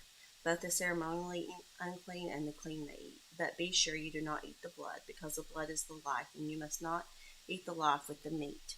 You must not eat the blood. Pour it out on the ground like water. Do not eat it, so that it may go well with you and your children after you, because you will be doing what is right in the eyes of the Lord. But take your consecrated things and whatever you have vowed to give, and to go to the place the Lord will choose. Present your burnt offerings on the altar of the Lord your God, both the meat and the blood. The blood of your sacrifices must be poured beside the altar of the Lord your God. But you may eat the meat. Be careful to obey all these regulations I am giving you, so that it may always go well with you and your children after you, because you will be doing what is good and right in the eyes of the Lord your God. The Lord your God will cut off before you the nations you are about to invade and dispossess. But when you have driven them out and settled in their land, and after they have been destroyed before you, be careful not to be ensnared by inquiring about their gods, saying, how do these nations serve their gods? Will we do the same? You must not worship the Lord your God in their way, because in worshiping their gods they do all kinds of detestable things the Lord hates. They even burn their sons and daughters in the fire as sacrifices to their gods. See that you do all I command you. Do not add to it or take away from it. Chapter 13. If a prophet or one who foretells by dreams appears among you and announces to you a sign or wonder, and if the sign or wonder spoken of takes place and the prophet says, let us follow other gods, gods you have not known, and let us worship them, you must not listen to the words of that prophet or dreamer. The Lord your God is testing you to find out whether you love him with all your heart and with all your soul. It is the Lord your God you must follow, and him you must revere. Keep his commands and obey him. Serve him and hold fast to him. That prophet or dreamer must be put to death for inciting rebellion against the Lord your God, who brought you out of Egypt and redeemed you from the land of slavery. That prophet or dreamer tried to turn you from the way the Lord your God commanded you to follow. You must purge the evil from among you. If your very own brother or your son or daughter or wife you love or your closest friend secretly entices you, saying, let us go and worship other gods, gods that neither you nor your ancestors have known, gods of the people around you, whether near or far, from one end of the land to the other. Do not yield to them or listen to them. Show them no pity. Do not spare them or shield them. You must certainly put them to death. Your hand must be the first in putting them to death, and then the hands of all the people. Stone them to death, because they tried to turn you away from the Lord your God, who brought you out of Egypt, out of the land of slavery. Then all Israel will hear and be afraid, and no one among you will do such an evil thing. If you hear it said about one of these towns the Lord your God is giving you to live in, that troublemakers have arisen among you and have led the people of their town astray, saying, let us go and worship other gods you have not known, then you must inquire, probe, and investigate it thoroughly. And if it is true and it has been proved that it is detestable thing has been done among you, you must certainly put to the sword all who live in that town. You must destroy it completely, both its people and its livestock. You are to gather all the plunder of the town into the middle of the public square and completely burn the town and all its plunder as a whole burnt offering to the Lord your God. The town is to remain a ruin forever, never to be rebuilt, and none of the condemned things are to be found in your hands. Then the Lord will turn from his fierce anger, will show you mercy, and will have compassion on you. He will increase your numbers as he promised on oath to your ancestors, because you obey the Lord your God by keeping all the commandments that I am giving you today and doing what is right in his eyes. Chapter 14. You are the children of the Lord your God. Do not cut yourselves or shave the front of your heads for the dead.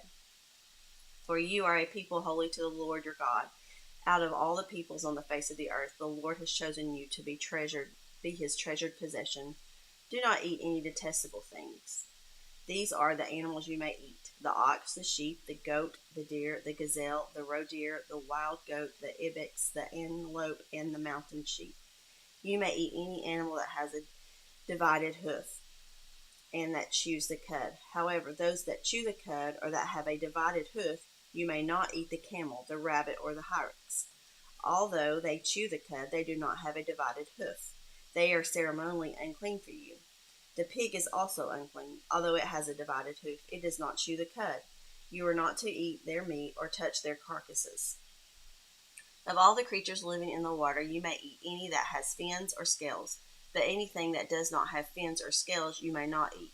For you it is unclean. You may eat any bird, but these you may not eat: the eagle, the vulture, the black vulture, the red kite, the black kite, any kind of falcon, any kind of raven, the horned owl, the screech owl, the gull, any kind of hawk, the little owl, the great owl, the white owl, the desert owl, the osprey, the cormorant, the stork, and any kind of heron, the hoop, and the bat. All flying insects are unclean to you. Do not eat them. But any winged creature that is clean you may eat. Do not eat anything you find already dead. You may give it to the foreigner residing in any of your towns, and they may eat it, or you may sell it to any other foreigner, but you are a people holy to the Lord your God. Do not cook a young goat in the mother's milk. Be sure to set aside 1/10 of all your field's produce each year. Eat the tithe of your grain, new wine, and olive oil, and the firstborn of your herds and flocks in the presence of the Lord your God at the place he will choose as a dwelling for his name, so that you may learn to revere the Lord your God always. But if that place is too distant and you have been blessed by the Lord your God and cannot carry your tithe, because the place where the Lord will choose to put his name is so far away, then exchange your tithe for silver and place the silver with you and go to the place the Lord your God will choose. Use the silver to buy whatever you like: cattle, sheep, wine, or other fermented drink, or anything you wish. Then you and your household shall eat there in the presence of the Lord your God and rejoice. And do not neglect the Levites living in your towns, for they have no allotment or inheritance of their own. At the end of every 3 years, bring all the tithes of that year's produce and store it in your town, so that the Levites, who have no allotment or inheritance of their own, and the foreigners, the fatherless, and the widows who live in your towns, may come and eat and be satisfied, and so that the Lord your God may bless you in all the work of your hands. Chapter 15. At the end of every 7 years, you must cancel debts. This is how it is to be done. Every creditor shall cancel any loan they have made to a fellow Israelite. They shall not require payment from anyone among their own people, because the Lord's time for canceling debts has been proclaimed. You may require payment from a foreigner, but you must cancel any debt your fellow Israelite owes you. However, there need be no poor people among you, for in the land the Lord your God is giving you to possess as your inheritance, he will richly bless you, if only you fully obey the Lord your God and are careful to follow all these commands I am giving you. For the Lord your God will bless you as he has promised, and you will lend to many nations, but will borrow from none. You will rule over many nations, but none will rule over you. If anyone is poor among your fellow Israelites in any of the towns of the land of the Lord your God is giving you, do not be hard-hearted or tastified toward them, Rather, be open handed and freely lend them whatever they need. Be careful not to harbor this wicked thought. The 7th year, the year for canceling debts, is near, so that you do not show ill will toward the needy among your fellow Israelites and give them nothing. They may then appeal to the Lord against you, and you will be found guilty of sin. Give generously to them, and do so without a grudging heart. Then, because of this, the Lord your God will bless you in all your work and in everything you put your hand to. There will always be poor people in the land. Therefore, I command you to be open-handed toward your fellow Israelites who are poor and needy in your land. If any of your people, Hebrew men or women, sell themselves to you and serve you 6 years, in the 7th year you must let them go free. And when you release them, do not send them away empty-handed. Supply them liberally from your flock, your threshing floor, and your winepress. Give to them as the Lord your God has blessed you. Remember that you were slaves in Egypt, and the Lord your God redeemed you. This is why I give you this command today.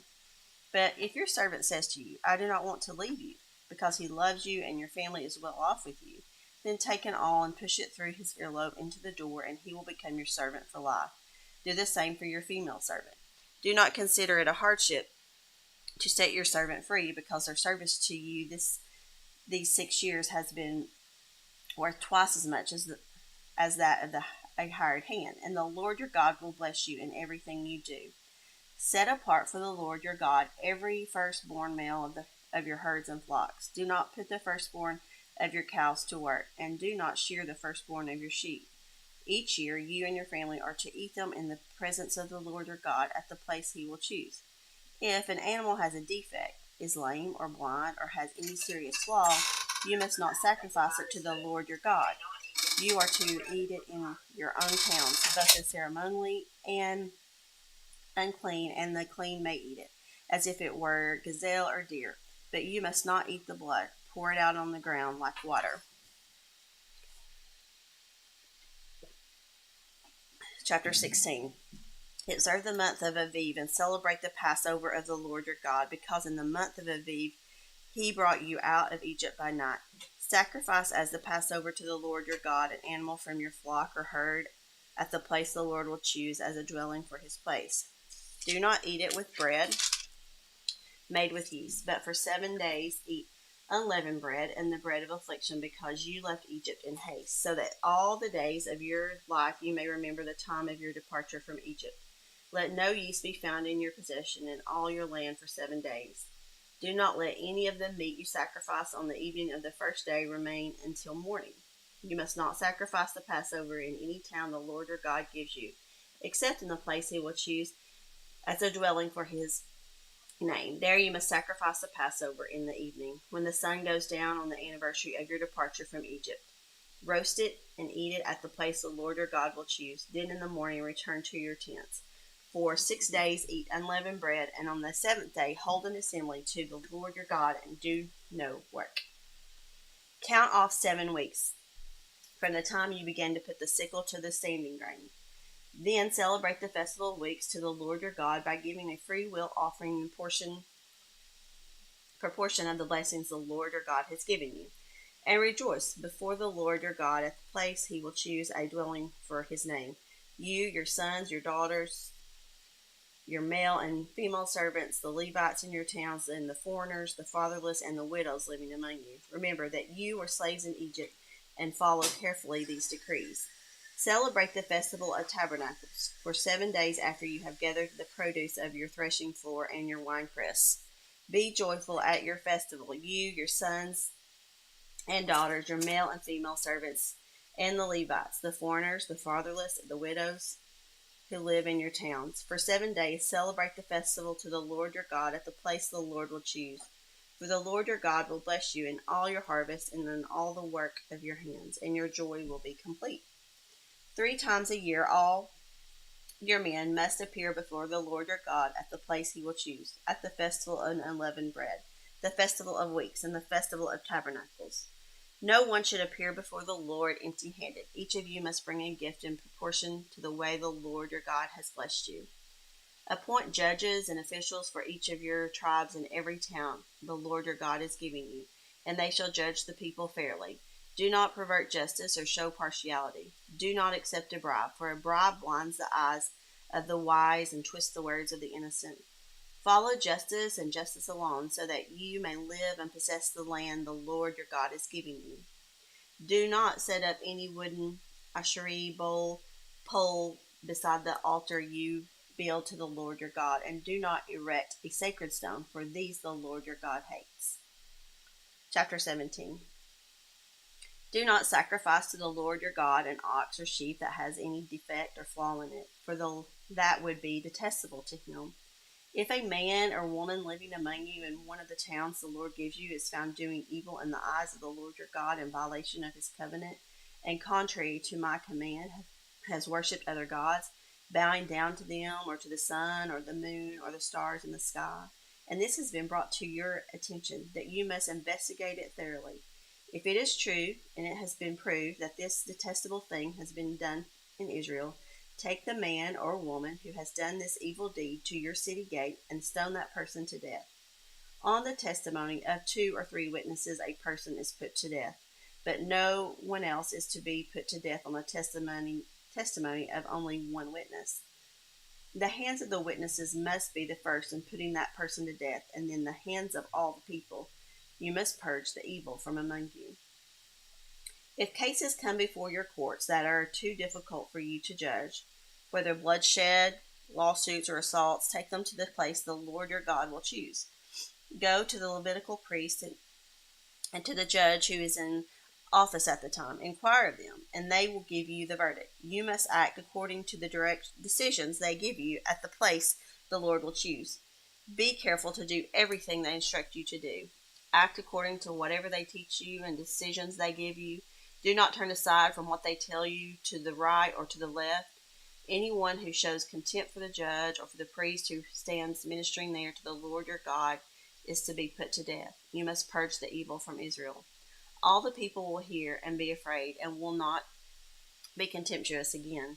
When you enter the land the Lord your God is giving you and have taken possession of it and settled in it, and you say, let us set a king over us like all the nations around us. Be sure to appoint over you a king the Lord your God chooses.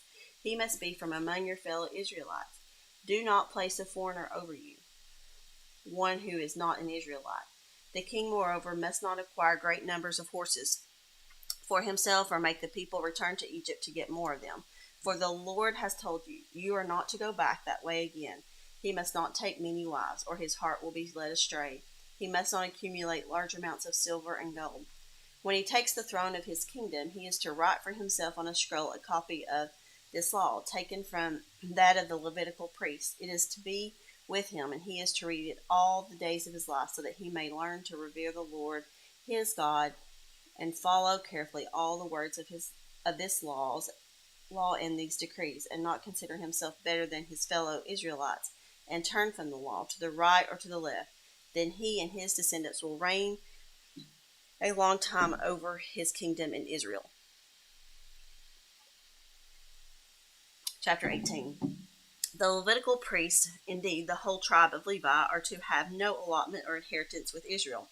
They shall live on the food offerings presented to the Lord, for that is their inheritance. They shall have no inheritance among their fellow Israelites. The Lord is their inheritance, as he promised.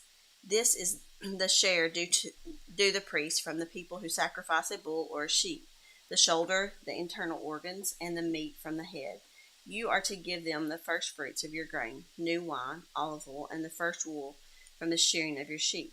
For the Lord your God has chosen them and their descendants out of all your tribes to stand and minister in the Lord's name always.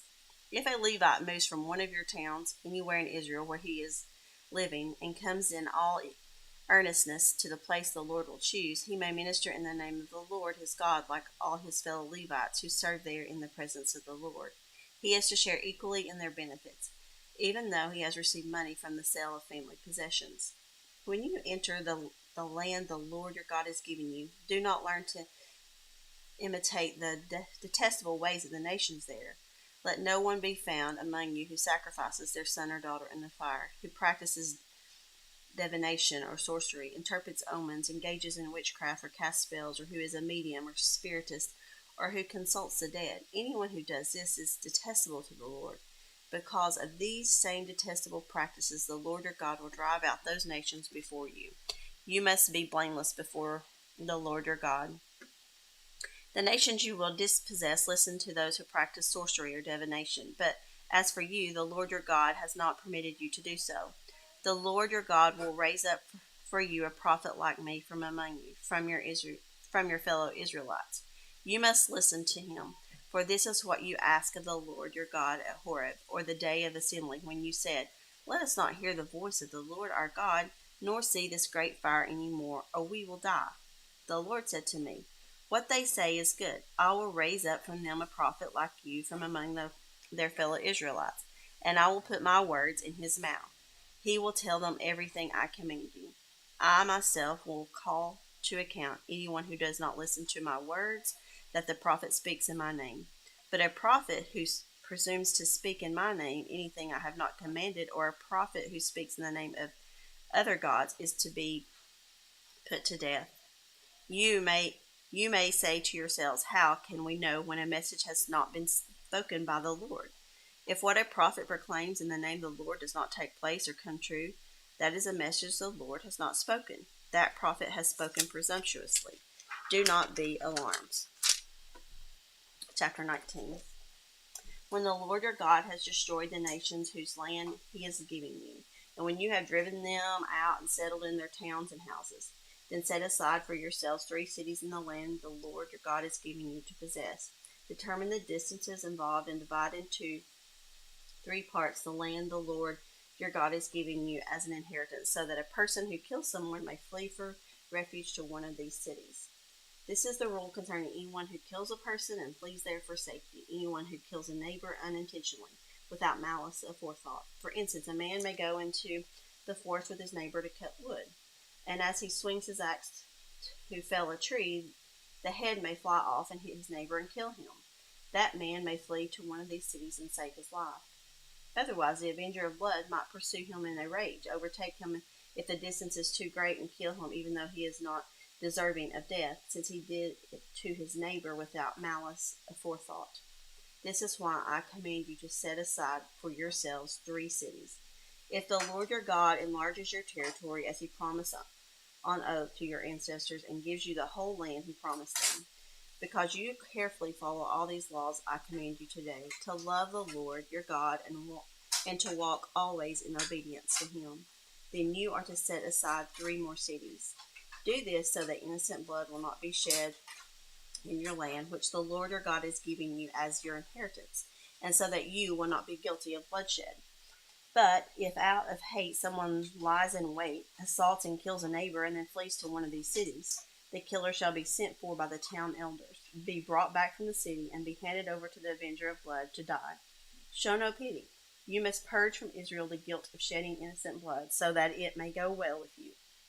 Do not move your neighbor's boundary stone set up by your predecessors in the inheritance you receive in the land the Lord your God is giving you to possess. One witness is not enough to convict anyone accused of any crime or offense they may have committed. A matter must be established by the testimony of 2 or 3 witnesses. If a malicious witness takes the stand to accuse someone of a crime, the 2 people involved in the dispute must stand in the presence of the Lord before the priests and the judges who are in office at the time. The judges must make a thorough investigation, and if the witness proves to be a liar, giving false testimony against a fellow Israelite, then do to the false witness as that witness intended to do to the other party. You must purge the evil from among you. The rest of the people will hear of this and be afraid, and never again will such an evil thing be done among you. Show no pity. Life for life, eye for eye, tooth for tooth, hand for hand, foot for foot. Chapter 20. When you go to war against your enemies and see horses and chariots and an army greater than yours, do not be afraid of them, because the Lord your God who brought you out of Egypt will be with you. When you are about to go into battle, the priest shall come forward and address the army.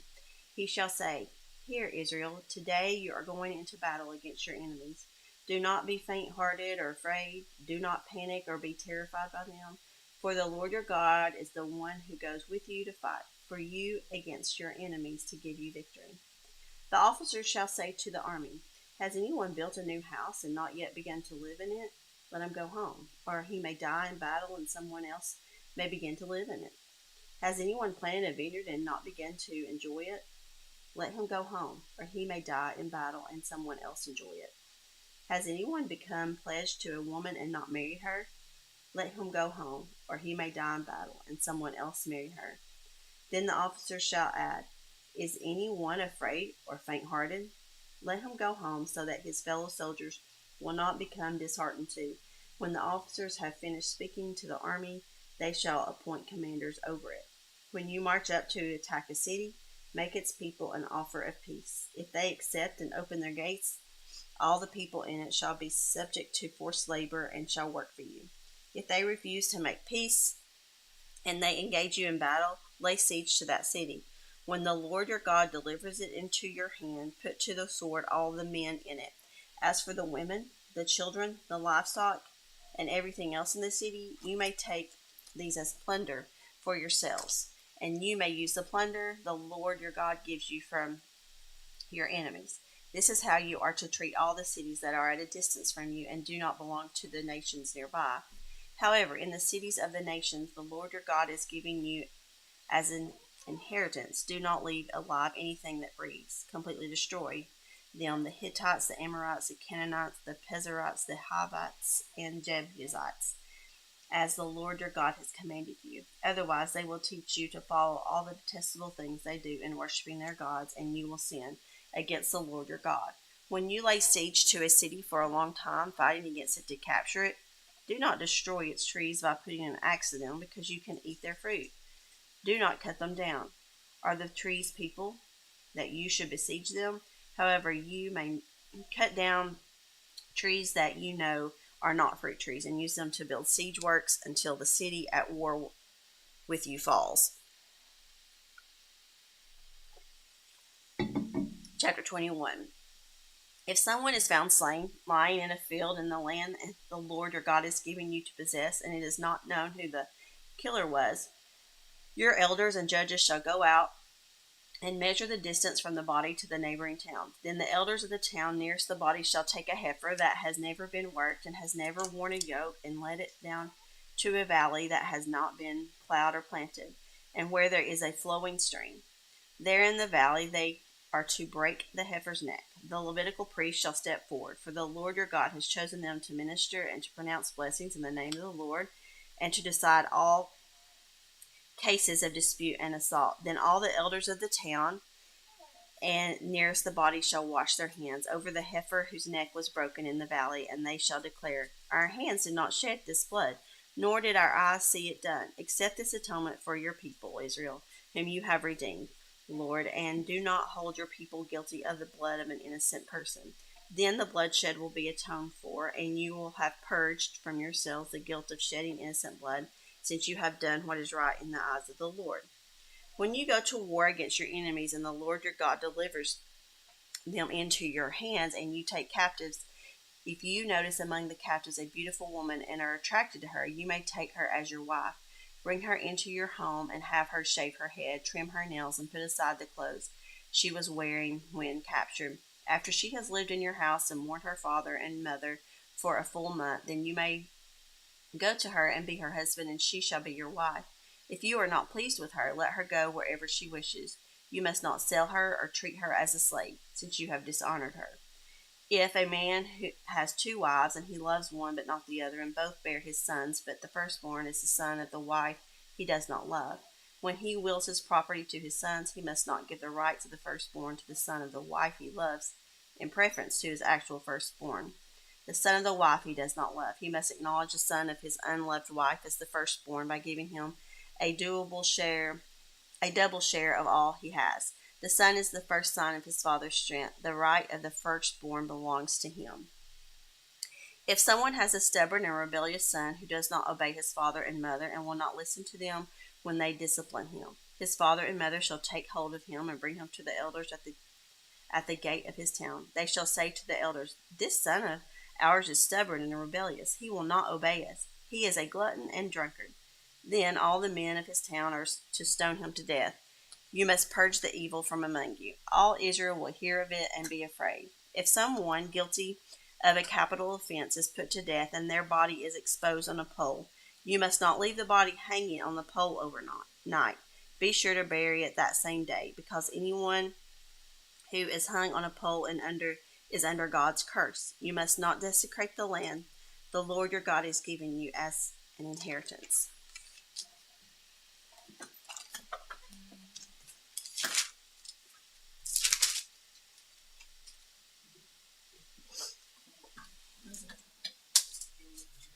Yep. Hey, thank you. Right here? Yes. Yeah, Deuteronomy 22. Yeah.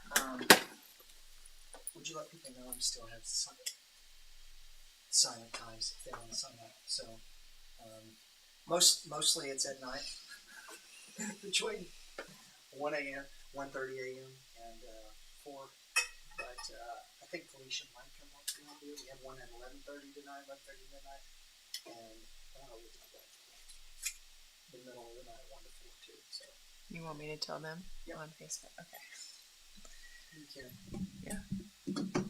Okay, so if you haven't signed up yet, make sure to sign up because we still have some spots that are open. And I'm picking up at Deuteronomy 22. If you see your brother Israelite's ox or sheep straying, do not ignore it. Make sure you return it to your brother. If your brother does not live near you, where you don't know him, you are to bring the animal to your home to remain with you until your brother comes looking for it. Then you can return it to him. Do the same for his donkey, his garment, or anything your brother has lost and you have found.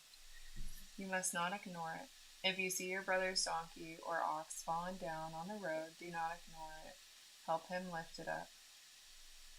A woman is not wearing a male clothing, and a man is not to put on a woman's garment, for everyone who does these things is detestable to the Lord your God. If you come across a bird's nest with chicks or eggs, either in a tree or on the ground along the road, and the mother is sitting on the chicks or eggs, do not take the mother along with the young. You may take the young for yourself, but be sure to let the mother go free so that you may prosper and live long. If you build a new house, make a railing around your roof so that you don't bring blood guilt onto your house if someone falls from it. Do not plant your vineyard with 2 types of seeds. Otherwise, the entire harvest, both the crop you plant and the produce of the vineyard, will be defiled. Do not plow with an ox and a donkey together. Do not wear clothes made of wool and linen. Make tassels on 4 corners of the outer garments that you wear. If a man marries a woman, has sexual relations with her, and comes to hate her, and accuses her of shameful conduct, and gives her a bad name, saying, I married this woman, and was intimate with her, but did not find evidence of her virginity, the young woman's father and mother will take the evidence of her virginity and bring it to the city elders at the city gate. The young woman's father will say to the elders, I give my daughter this man as a wife, but he hates her. He has accused her of shameful conduct, saying, I didn't find any evidence of your daughter's virginity, but here is the evidence of my daughter's virginity. They will spread out the cloth before the city elders. Then the elders of that city will take a man and punish him. They will also fine him 100 silver shekels and give them to the young woman's father, because the man gave an Israelite virgin a bad name. She will remain his wife. He cannot divorce her as long as he lives. But if this accusation is true, and no evidence of the young woman's virginity is found, they will bring the woman to the door of her father's house, and the men of her city will stone her to death, for she has committed an outrage in Israel by being promiscuous while living in her father's house. You must purge the evil from you. If a man is discovered having sexual relations with another man's wife, both the man who had sex with the woman and the woman must die. You must purge evil from Israel. If there is a young woman who is a virgin, engaged to a man, and another man encounters her in the city and sleeps with her, take the two of them out of the city gates of the city and stone them to death, the young woman because she did not carry out in the city, and the man because he has violated his neighbor's fiance. You must purge the evil from you. But if the man encounters an engaged woman in the open country and he seizes and rapes her, only the man who raped her must die. Do nothing to the young woman because she is not guilty of an offense deserving death. This case is just like the one in which a man attacks his neighbor and murders him. When he found her in the field, the engaged woman cried out, but there was no one to rescue her.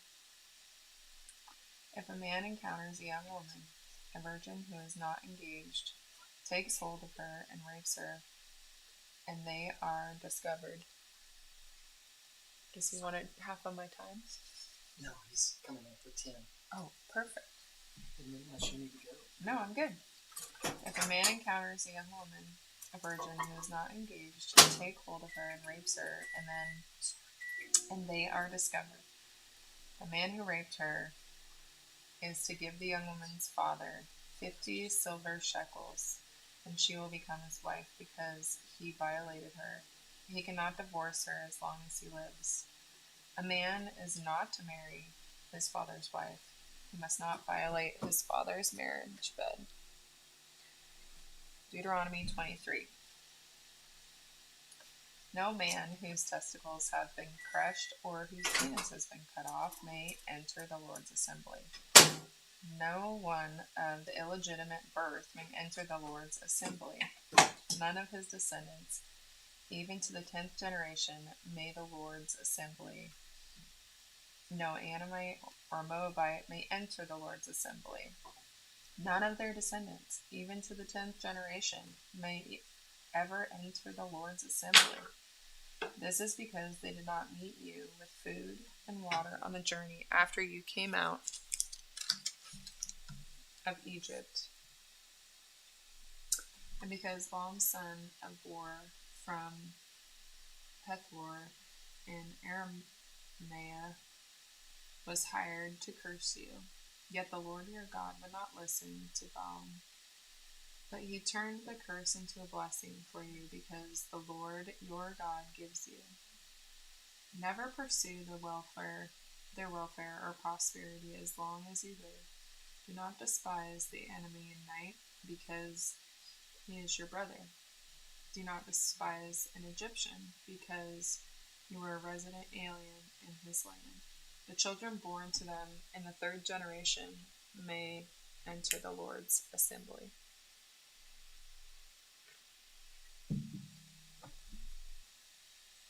We're reading in Deuteronomy 23, verse 9. When you are encamped against your enemy, be careful to avoid anything offensive. If there is a man among you who is unclean because of bodily emissions during the night, he must go outside the camp. He may not come anywhere inside the camp. Even when evening approaches, he is to wash with water, and when the sun sets, he may come inside the camp. You are to have a place outside the camp and go there to relieve yourself. You are to have a digging tool in your equipment when you relieve yourselves. Dig a hole with it and cover up your excrement. For the Lord your God walks throughout your camp to protect you and deliver your enemies to you. So your encampments must be holy. He must not see anything indecent among you. He will turn away from you. Do not return a slave to his master when he has escaped from his master to you. Let him live among you, wherever he wants within your city gates. Do not mistreat him. No Israelite woman is to be a cult prostitute. No Israelite man is to be a cult prostitute. Do not bring a female prostitute's wages or a male prostitute's earning into the house of the Lord your God to fulfill any vow, because both are detestable to the Lord your God. Do not charge your brother interest on silver, food, or anything that can earn interest. You may charge a foreigner interest, but you must not charge your brother Israelite interest, so that your Lord, the Lord your God, may bless you in everything you do in the land you are entering to possess. If you make a vow to the Lord your God, do not be slow to keep it, because he will require it of you, and it will be counted against you as sin. But if you refrain from making a vow, it will not be counted against you as sin. Be careful to do whatever comes from your lips, because you have freely vowed what you have promised to the Lord your God. When you enter your neighbor's vineyard, you may eat as many grapes as you want until you're full, but do not put any in your container. When you enter your neighbor's standing ground, you may pluck heads of grain with your hand, but do not put a sickle in your neighbor's grain. If a man marries a woman, but she becomes displeasing to him because he finds something indecent in her, he may write her a divorce certificate, hand it to her, and send her away from his house. If after leaving his house she goes and becomes another man's wife, the second man hates her, writes her a divorce certificate, hands it to her, and sends her away from his house, or if he dies. The first husband who sent her away may not marry her again after she has been defiled, because that would be detestable to the Lord. You must not bring guilt on the land of the Lord your God is giving you as an inheritance. When a man takes a bribe, he must not go out with the army or be liable for any duty. He is free to stay home for 1 year so that he can bring joy to the wife he has married. Do not take part of grindstones or even the upper milestone as security for debt. Am I too quiet? You can be quiet. I'm just going to get it closer to you. Okay. If a man is discovered kidnapping one of the Israelites' brothers, whether he treats him as a slave or sells him, the kidnapper must die. You must purge the evil from you. Be careful with a person who has a case of serious skin disease. Follow carefully everything the Levitical priest instructed you to do. Be careful to do as I have commanded them. Remember what the Lord your God did to Miriam on the journey after you left Egypt. When you make a loan of any kind to your neighbor, do not enter his house to collect what he offers as security. Stand out while the man you are making the loan to brings the security out to you. If he is a poor man, do not sleep with the garment he has given as security. Be sure to return it to him at sunset. Then he will sleep with it and bless you, and this will be counted as righteousness to you before the Lord your God. Do not oppress a hired worker who is poor and needy, whether one of your Israelite brothers or one of the resident aliens is in a town in your land. You are to pay him his wages each day before the sun sets, because he is poor and depends on them. Otherwise, he will cry out to the Lord against you, and you will be held guilty.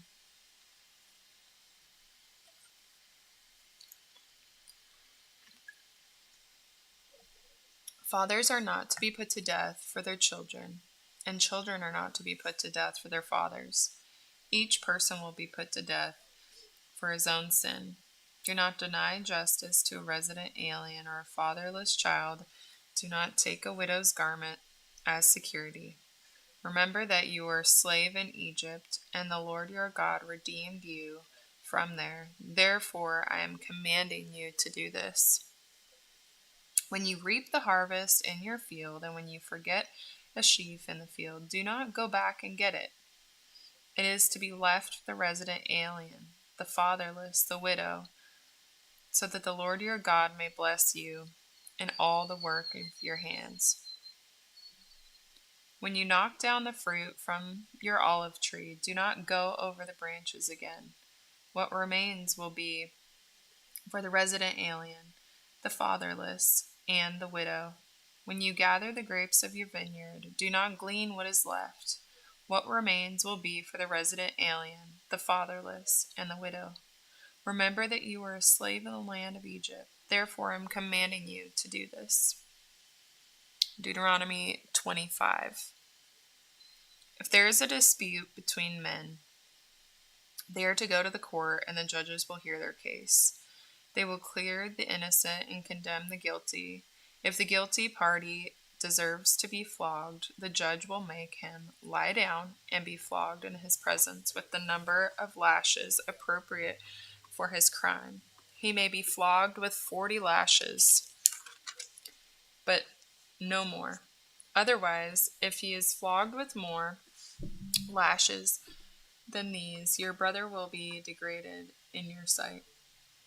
Do not muzzle an ox while it treads out grain.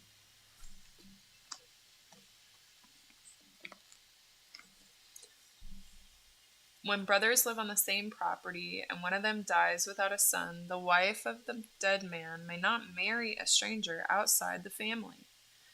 Her brother-in-law is to take her as his wife, have sexual relations with her, and perform the duty of the brother-in-law for her.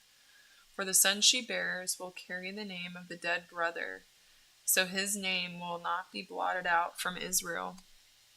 But if the man doesn't want to marry his sister-in-law, she is to go to the elders at the city gate and say, "My brother-in-law refuses to preserve his brother's name in Israel. He isn't willing to perform the duty of a brother-in-law for me." The elders of his city will summon him and speak with him. If he persists and says, "I do not want to marry her," then his sister-in-law will go up to him in the sight of the elders, remove his sandals from his foot, and spit in his face. Then she will declare, "This is what is done to a man who will not build up his brother's house, and his family's name in Israel will be the house of the man whose sandal was removed."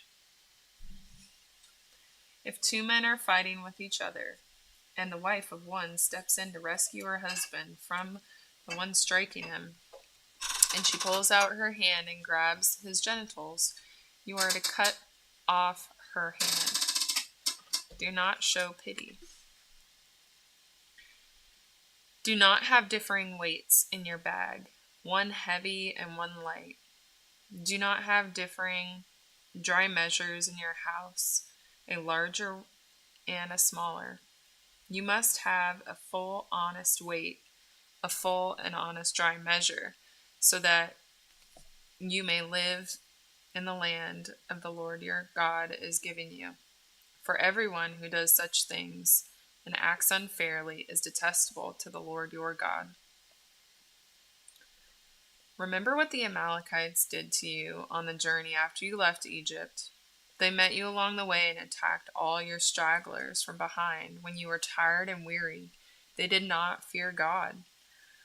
When the Lord your God gives you rest from all the enemies around you, and the land of the Lord your God is giving you to possess as an inheritance, blot out the memory of Amalekite under heaven. Do not forget. Deuteronomy 26.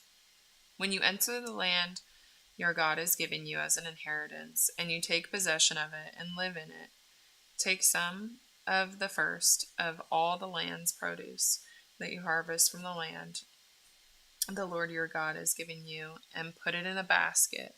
Then go to the place where the Lord your God chooses to have his name dwell. When you come before the priest who is serving at that time, say to him, Today I declare to the Lord your God that I have entered the land the Lord swore to our fathers to give us. Then the priest will take from the basket from you and place it before an altar, the altar of the Lord your God. You are to respond by saying in the presence of the Lord your God, my father was a wandering Armenian. He went down to Egypt with few people and resided there as an alien. There he became a great, powerful, and populous nation. But the Egyptians mistreated and oppressed us and forced us to do hard labor. So we called out to the Lord, the God of our fathers, and the Lord heard our cry and saw our misery, hardship, and oppression. When the Lord brought us out of Egypt with a strong hand, an outstretched arm, with terrifying power, and with signs and wonders, he led us to the place and gave us his land, a land flowing of milk and honey. I have now brought the first of the land's produce that you, Lord, have given me. You will then place a container before the Lord your God and bow down to him. You, the Levites, and the resident aliens among you will rejoice in all the good things the Lord your God has given you and your household. Verse 12. When you have finished paying all the 10th of your produce in the 3rd year, in the year of the 10th, you are to give to the Levites, resident aliens, fatherless children, and widows, so that they may eat in your town and be satisfied. Then you will say in the presence of the Lord your God, I have taken the consecrated portion out of my house. I have also given it to the Levites, resident aliens, fatherless children, and widows. According to all the commands you gave me, I have not violated or forgotten your commands. I have not eaten any of it while in mourning, or removed any of it while unclean, or offered any of it for the dead. I have obeyed the Lord, my God. I have done all you commanded me. Look down from your holy dwelling from heaven and bless your people, Israel, in the land you have given us, as you swore to our fathers, a land flowing with milk and honey. The Lord your God is commanding you this day to follow the statutes and ordinances. Follow them carefully with your heart and your soul today, after you have affirmed that the Lord your God and that you walk in his ways. Keep his statutes, commands, and ordinances, and obey him.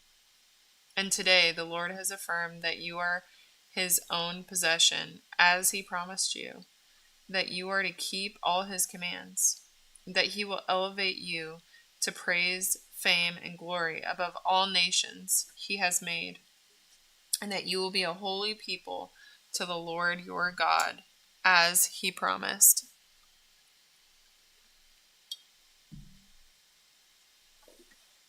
Deuteronomy 27.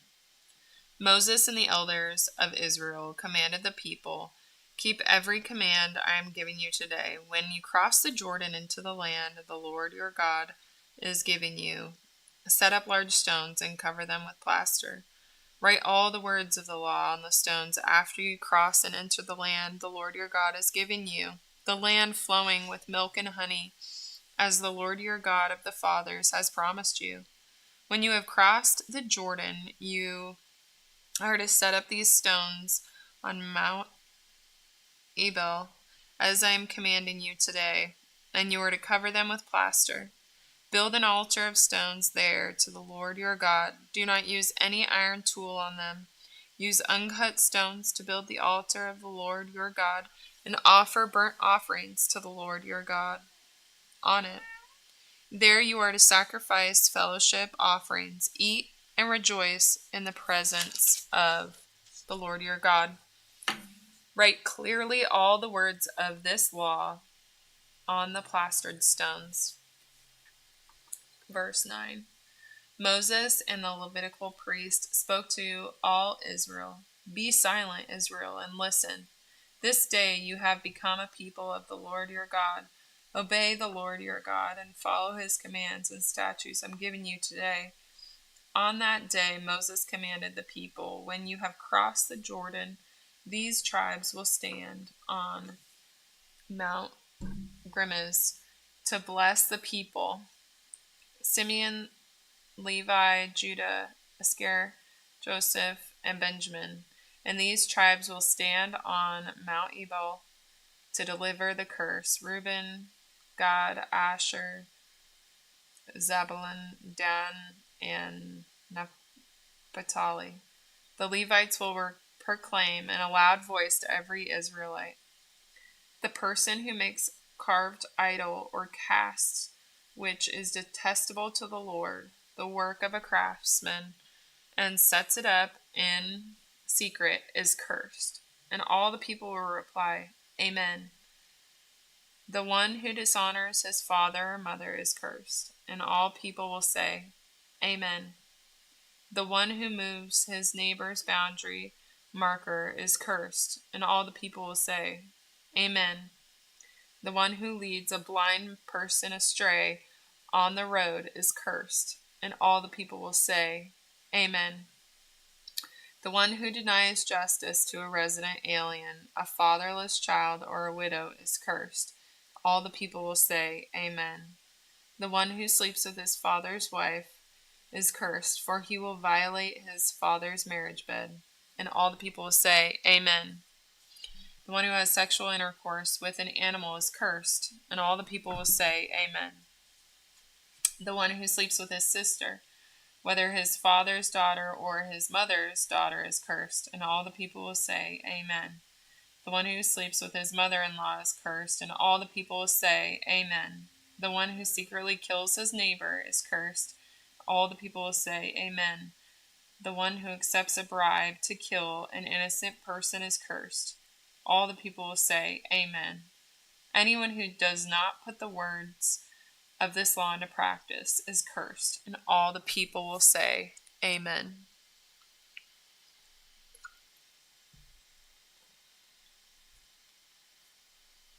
Now, Deuteronomy 28. Now, if you faithfully obey the Lord your God and are careful to follow all of his commands I am giving you today, the Lord your God will put you far above all the nations of the earth. All these blessings will come and overtake you, because you obey the Lord your God.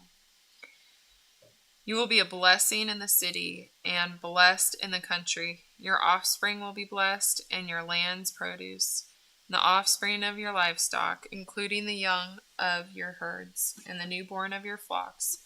Your basket and kneading bowl will be blessed. You will be blessed when you come in, and blessed when you go out. The Lord will cause the enemies who rise up against you to be defeated before you. They will march out against you from one direction, but flee from you in 7 directions. The Lord will grant you a blessing on your barns and on everything you do. He will bless you in the land the Lord has given you. The Lord will establish you as his holy people, as he swore to you. If you obey the commands of the Lord your God and walk in his ways, then all the peoples of the earth will see that you bear the Lord's name, and they will stand in awe of you.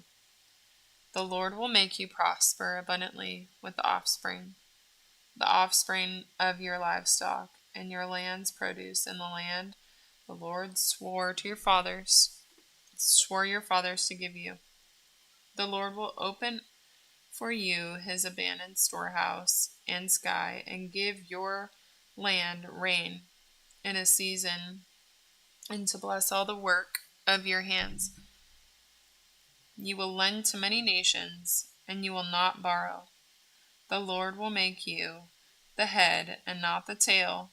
You will only move upward and never downward if you listen to the Lord your God's commands I am giving you today and are careful to follow them. Do not turn aside to the right or to the left of all things I am commanding you today. Do not follow other gods or to worship them. But if you do not obey the Lord your God by carefully following his commands and statutes I'm giving you today, all these curses will come and overtake you. You will be cursed in the city and cursed in the country. Your basket and kneading bowl will be cursed. Your offspring will be cursed, and your land's produce, and the young of the herds, and the newborn of your flocks. You will be cursed when you come, and cursed when you go out.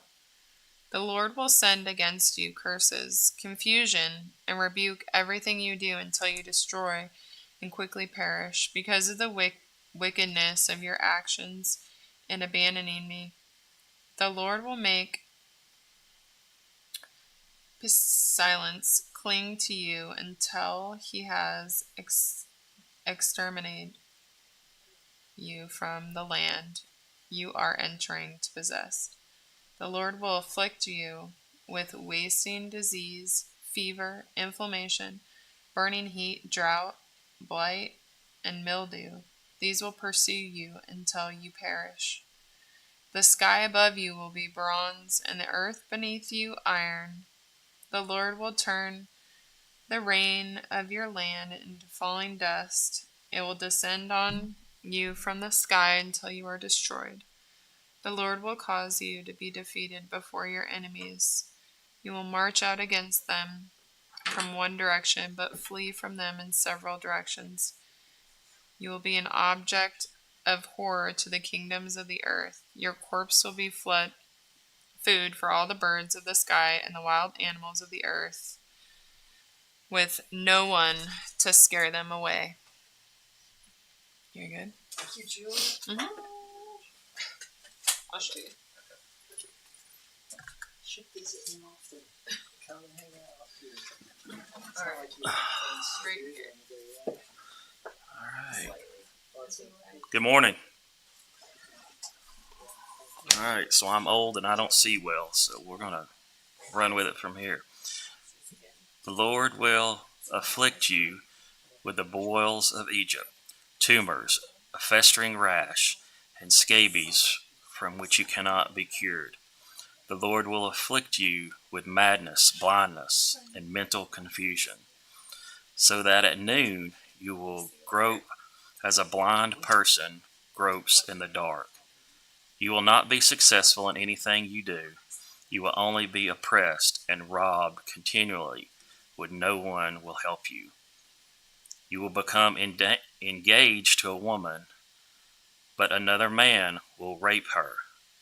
You will build a house, but will not live in it. You will plant a vineyard, but not enjoy its fruit. Your ox will be slaughtered before your eyes, but you will not eat any of it. Your donkey will be taken away from you and not returned to you.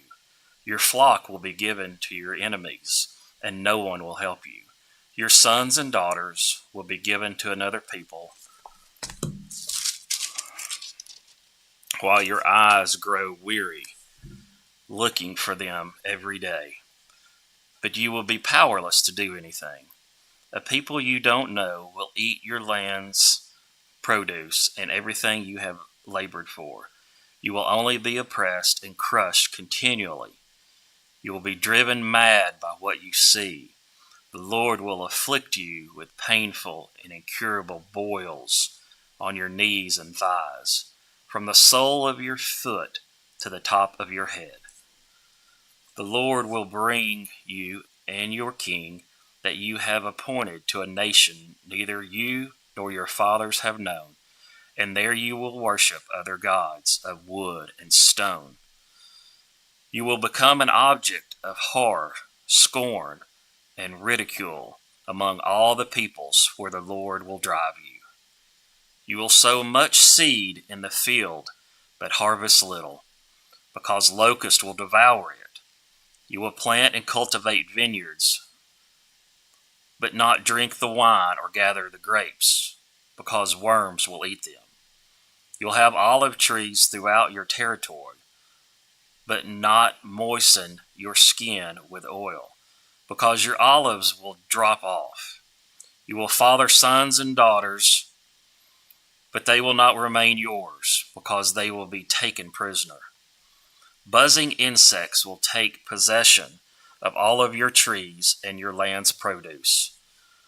The resident alien among you will rise higher and higher above you, while you sink lower and lower. He will lend to you, but you won't lend to him. He will be the head, and you will be the tail. All these curses will come, pursue, and overtake you until you are destroyed, since you did not obey the Lord your God and keep the commands and statutes he gave you. These curses will be a sign and a wonder against you and your descendants forever, because you didn't serve the Lord your God with joy and a cheerful heart. Even though you had an abundance of everything, you will serve your enemies. The Lord will send against you in famine, thirst, nakedness, and a lack of everything. He will place an iron yoke on your neck until he has destroyed you.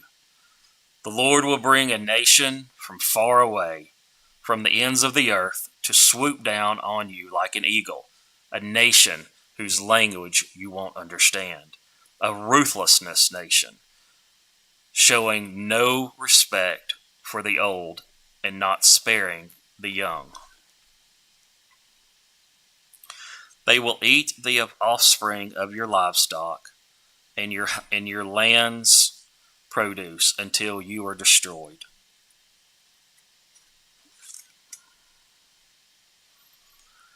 They will leave you no grain, new wine, fresh oil, young of your herds, or newborn of your flocks, until they cause you to perish. They will besiege you within all of your city gates until your high and fortified walls that you trust in come down throughout your land. They will besiege you within all of your city gates throughout the land the Lord your God has given you. You will eat your offspring, the flesh of your sons and daughters, the Lord your God has given you during the siege and hardship your enemy imposes on you. The most sensitive and refined man among you will look grudgingly at his brother, the wife he embraces, and the rest of his children, refusing to share with any of them his children's flesh that he will eat, because he has nothing left during the siege and hardship your enemy imposes on you in all your towns.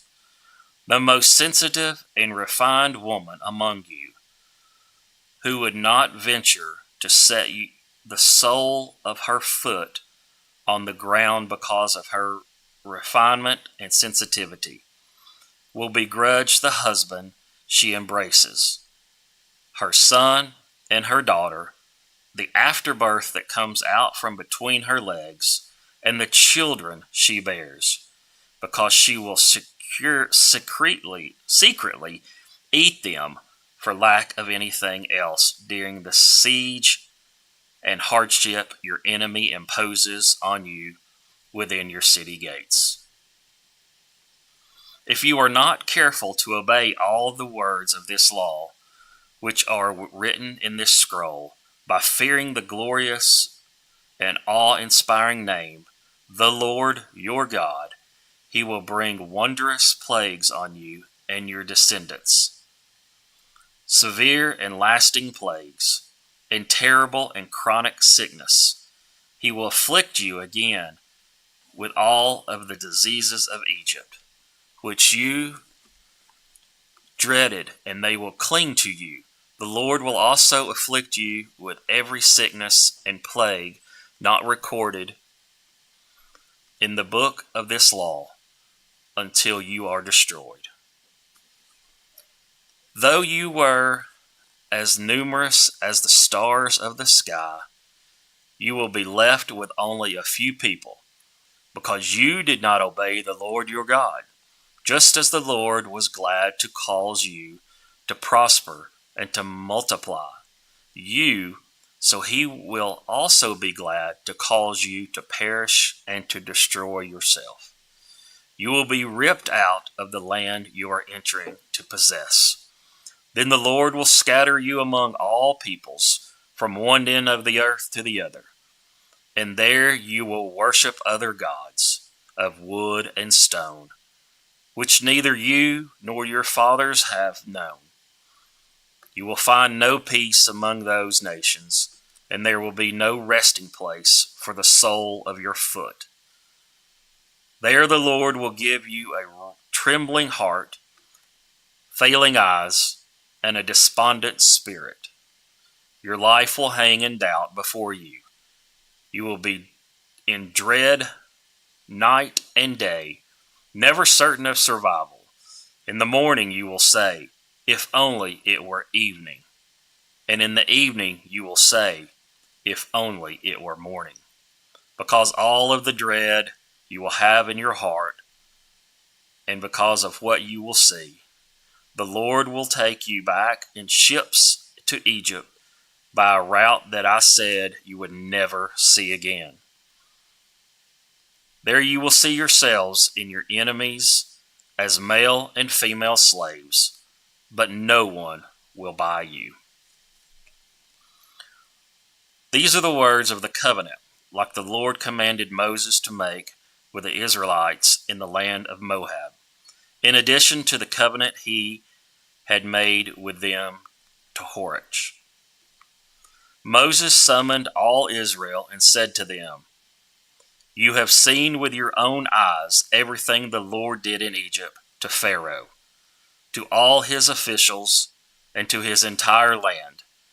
You saw with your own eyes the great trials and those great signs and wonders.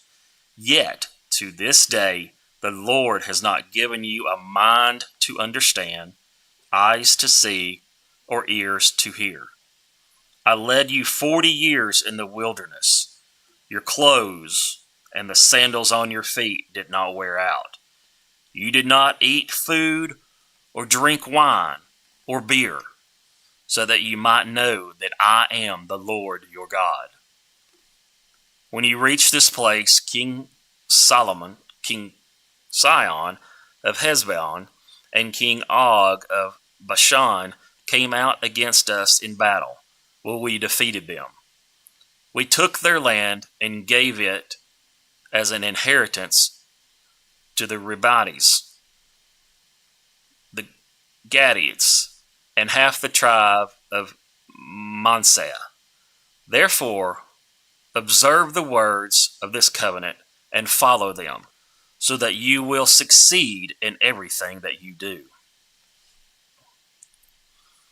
All of you are standing today before the Lord your God, your leaders, tribes, elders, officials, all the men of Israel, your dependents, your wives, and the resident aliens in your camp who cut your wood and draw your water, so that you may enter into the covenant of the Lord your God, which he is making with you today, so that you may enter into his oath, and so that he may establish you to one day as his people, and he may be your God, as he promised you, as he swore to your fathers Abraham, Isaac, and Jacob. I am making this covenant and this oath not only with you, but also with those who are standing here with us today in the presence of the Lord our God, and with those who are not here today. Indeed, you know how we lived in the land of Egypt and passed through the nations where you traveled. You saw their adornment images and idols made of wood, stone, silver, and gold, which were among them. Be sure there is no man, woman, clan, or tribe among you today whose heart turns away from the Lord, our God, to go and worship the gods of those nations. Be sure there is no root among you bearing poisonous and bitter fruit. When someone hears the word of this oath, he may consider himself exempt, thinking, I will have peace, even though I will follow my own stubborn heart. This will head to the destruction of the well-watered land, as well as the dry land. The Lord will not be willing to forgive him. Instead, his anger and jealousy will burn against that person, and every curse written in this scroll will descend on him.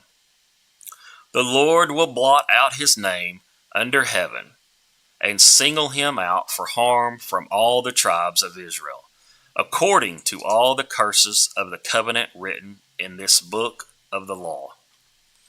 Future generations of your children who follow you, and the foreigner who comes from a distant country, will see the plagues of that land and the sickness the Lord has inflicted on it. And its soil will be burning waste of sulfur and salt, unsown, producing nothing, with no plant growing on it, just like the fall of Sodom and Gomorrah, Adam and Zebulun, which the Lord demolished in his fierce anger. All the nations will ask, why has the Lord done this to this land? Why this intense outburst of anger? Then people will answer, it is because they abandoned the covenant of the Lord, the God of their fathers, which he had made with them when he brought them out of the land of Egypt. They began to serve other gods, bowing in worship to gods they had not known, gods that the Lord had not permitted them to worship. Therefore, the Lord's anger burned against this land, and he brought every curse written in this book on it. The Lord uprooted them from their land in his anger, rage, and intense wrath, and threw them into another land where they are today. The hidden things belong to the Lord our God, but the revealed things belong to us and our children forever, so that we may follow all the words of this law. When all these things happen to you, the blessings and curses I have set before you, and you come to your senses while you are in the nations where the Lord your God has driven you, and you and your children return to the Lord your God, and obey him with all your heart and all your soul, by doing everything I am commanding you today, then he will restore your fortunes, have compassion on you, and gather you again from all the peoples where the Lord your God has scattered you. Even if your exiles are on the farthest horizon, he will gather you and bring you back from there. The Lord your God will bring you into the land your fathers possessed, and you will take possession of it. He will cause you to prosper and multiply you more than he did your fathers. The Lord your God will circumcise your heart and the hearts of your descendants, and you will love him with all your heart and all your soul, so that you will live. The Lord your God will put all of these curses on your enemies who hate and persecute you. Then you will again obey him and follow all his commands I am commanding you today. The Lord your God will make you prosper abundantly in all the work of your hands, your offspring, the offspring of your livestock, and the produce of your land. Indeed, The Lord will again delight in your prosperity as he delighted in that of your fathers. When you obey the Lord your God by keeping his commands and statutes that are written in this book of the law and return to him with all of your heart and with all of your soul. This command that I give you today is certainly not too difficult or beyond your reach. It is not in heaven so that you have to ask, who will go to heaven, get it for us, and proclaim it to us that we may follow it?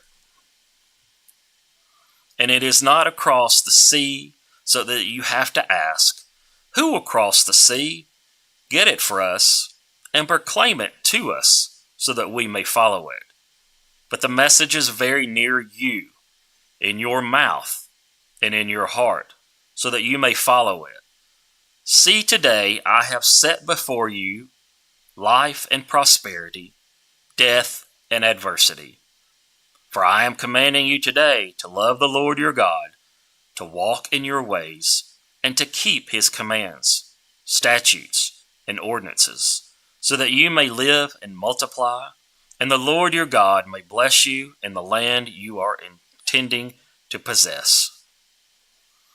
But if your heart turns away, and you do not listen, and you are led astray to bow and worship to other gods and serve them, I tell you today that you will certainly perish and will not prolong your days in the land you are entering to possess across the Jordan. I call heaven and earth a witness against you today that I have set before your life and death, blessing and curse. Choose life so that you and your descendants may live.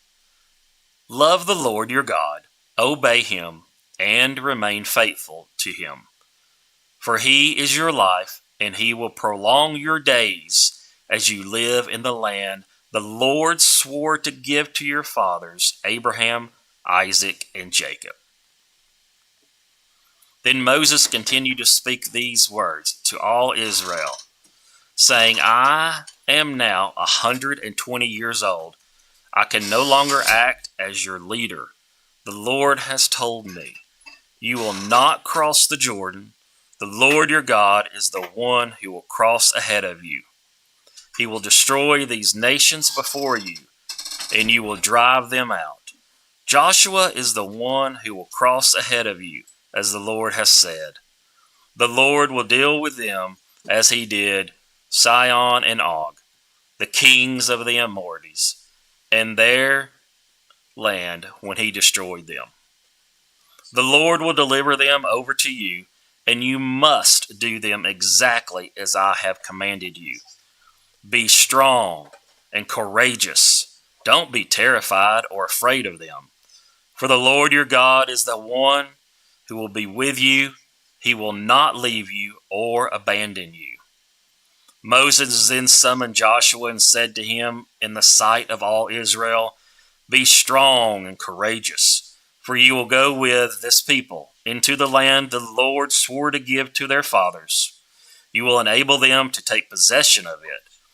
The Lord is the one who will go before you. He will be with you. He will not leave you or abandon you. Do not be afraid or discouraged. Moses wrote down this law and gave it to the priest, the sons of Levi, who carried the ark of the Lord's covenant, and to all the elders of Israel. Moses commanded them, at the end of every 7 years, at the appointed time in the year of debt cancellation, during the festival of shelters, when all Israel assembles in the presence of the Lord your God, at the place he chooses, you are to read this law around all Israel. Gather the people, men, women, dependents, and the resident aliens within your city gates, so that they may listen and learn to fear the Lord your God, and be careful to follow all the words of this law. Then their children, who do not know the law, will listen and learn to fear the Lord your God as long as you live in the land you are crossing the Jordan to possess. The Lord said to Moses, the time of your death is now approaching. Call Joshua and present yourselves at the tent of meeting so that I may commission him. When Moses and Joshua went and presented themselves at the tent of meetings, the Lord appeared at the tent in a pillar of cloud, and the cloud stood at the entrance to the tent. The Lord said to Moses, you are about to rest with your fathers, and these people will soon prostrate themselves with the foreign gods of the land they are entering. They will abandon me and break the covenant I have made with them. My anger will burn against them on that day. I will abandon them and hide my face from them so that they will become easy prey. Many troubles and afflictions will come to them. On that day they will say, haven't in these troubles come to see because our God is no longer with us? I will certainly hide my face on that day because of all the evil they have done by turning to other gods. Therefore, write down this song for yourselves and teach it to the Israelites. Have them sing it and teach it to the Israelites. Have them sing it, and so that this song may be witness for me against the Israelites. When I bring them into the land, I swore to give your fathers a land flowing with milk and honey. They will eat their fill and prosper. They will turn to other gods and worship them, despising me and breaking my covenant. And when many troubles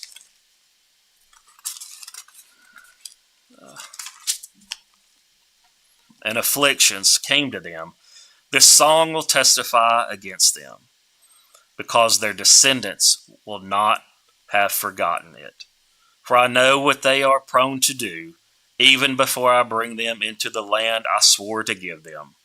So Moses wrote down this song on that day and taught it to the Israelites. The Lord commissioned Joshua and Nun, be strong and courageous, for you will bring the Israelites into the land I swore to them, and I will be with you. When Moses had finished writing down on a scroll every single word of this law, he commanded the Levites who carried the ark of the Lord's covenant, take this book of the law and place it beside the ark of the covenant of the Lord your God, so that it may remain there as a witness against you. For I know how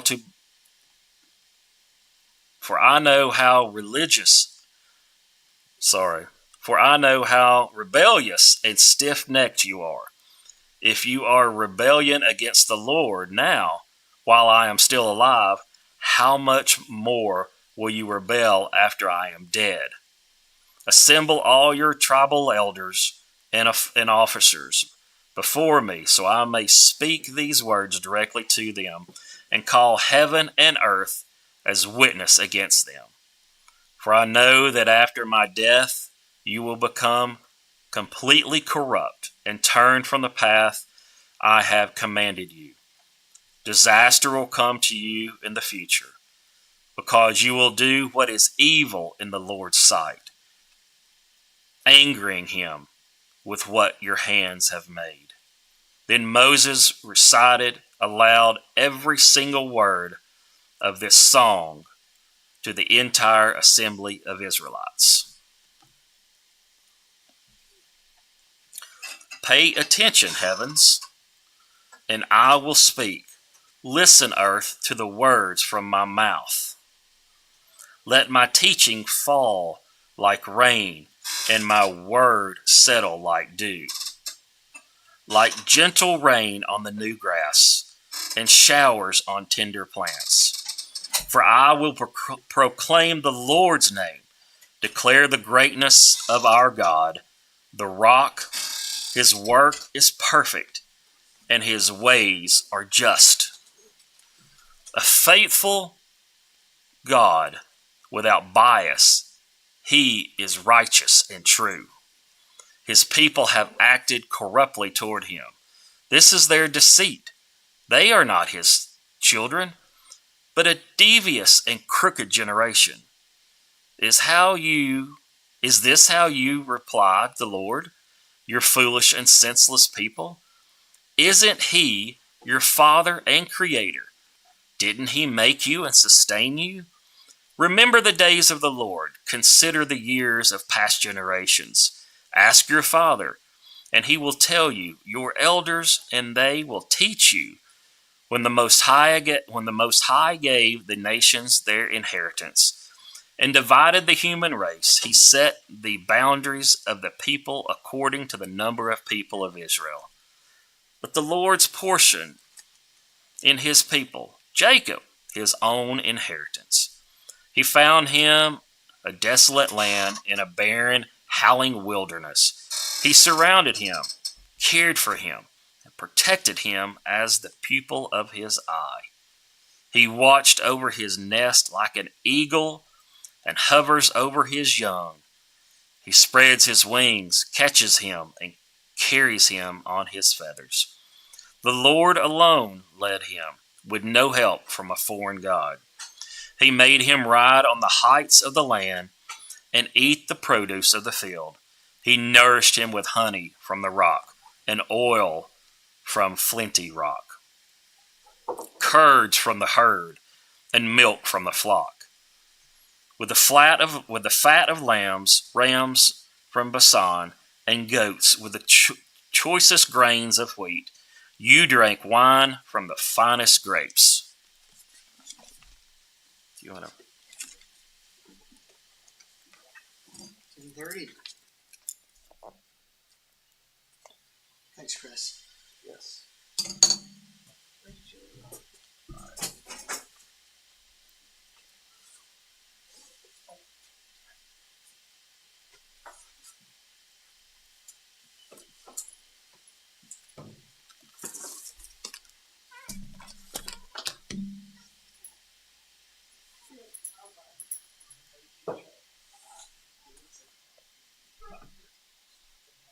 Then Jerusalem became fat and rebelled. You became fat, bloated, and gorged. He abandoned the God who made him and scorned the rock of his salvation. They provoked his jealousy with different gods. They enraged him with detestable practices. They sacrificed to demons, not God, to gods they had not known, new gods that had just arrived, which your fathers did not fear. You ignored the rock who gave you birth. You forgot the God who gave birth to you. When the Lord saw this, he despised them, angered by his sons and daughters. He said, I will hide my face from them. I will see what will become of them, for they are a perverse generation, unfaithful children. They have provoked my jealousy with what is not a God. They have enraged me with their worthless idols, so I will provoke their jealousy with what is not a people. I will enrage them with a foolish nation. For fire has been kindled because of my anger and burns to the depths of Sheol. It devours the land and its produce and scorches the foundations of the mountains. I will pile disasters on them. I will use up my arrows against them. They will be weak from hunger, ravaged by pestilence and bitter plague. I will unleash on them wild beasts with fangs, as well as venomous snakes that slither in the dust. Outside, the sword will take their children, and inside there will be terror. The young man and the young woman will be killed, the infant and the gray-haired man. I would have said, I will cut them to pieces and blot out the memory of them from mankind, if I had not feared provocation from the enemy, or feared that these foes might misunderstand and say, our own hand has prevailed. It wasn't the Lord who did all this. Israel is a nation lacking sense, with no understanding at all. If only they were wise, they would comprehend this. They would understand their fate. How could one pursue 1,000 or two put 10,000 to flight unless their rock had sold them, unless the Lord had given them up? But their rock is not like our rock, as even our enemies concede. For their vine is from the vine of Sodom and from the fields of Gomorrah. Their vines are poisonous, their clusters are bitter, their wine is serpent's venom, the deadly poison of cobras. Is it not stored up with me, sealed up in my vaults? Vengeance belongs to me. I will repay. In time their foot will slip, for their day of disaster is near, and their doom is coming quickly. The Lord will indeed vindicate his people and have compassion on his servants when he sees that their strength is gone, and no one is left, slave or free. He will say, "Where are their gods, the rock they found refuge in? Who ate the fat of their sacrifices and drank the wine of their drink offerings? Let them rise up and help you. Let it be a shelter for you. See now that I alone am he. There is no God but me. I bring death and I give life. I wound and I heal. No one can rescue anyone from my power. I raise my hand to heaven and declare, as surely as I live forever, when I sharpen my flashing sword and my hand takes hold of judgment, I will take vengeance on my adversaries and repay those who hate me. I will make my arrows drunk with blood, while my sword devours flesh, the blood of the slain and the captives, the heads of the enemy leaders. Rejoice, you nations, concerning his people, for he will avenge the blood of his servants. He will take revenge on his adversaries. He will purify his land and his people. Moses came with Joshua, son of Nun, and recited all the words of this song in the presence of the people. After Moses finished reciting all these words to all Israel, he said to them, "Take to heart all these words I'm giving you as a warning today, so that you may command your children to follow all the words of this law carefully. For they are not meaningless words to you, but they are your life, and by them you will live long in the land you're crossing the Jordan to possess." On that same day, the Lord spoke to Moses, "Go up to Mount Nebo in the Abarim range in the land of Moab, across from Jericho, and view the land of Canaan I'm giving the Israelites as a possession. Then you will die on the mountain that you go up, and you will be gathered to your people, just as your brother Aaron died on Mount Hor and was gathered to his people. For both of you broke faith with me among the Israelites at the waters of Meribah Kadesh in the wilderness of Zin, by failing to treat me as holy in their presence.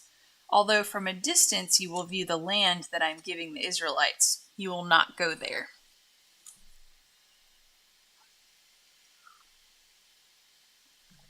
This is the blessing that Moses, the man of God, gave the Israelites before his death. He said, "The Lord came from Sinai and appeared to them from Seir. He shone on them from Mount Paran and came with 10,000 holy ones, with lightning from his right hand for them. Indeed, he loves the people. All your holy ones are in your hand, and they assemble at your feet. Each receives your words. Moses gave us instruction, a possession for the assembly of Jacob, so he became king in Jerusalem when the leaders of the people gathered with the leaders of Israel.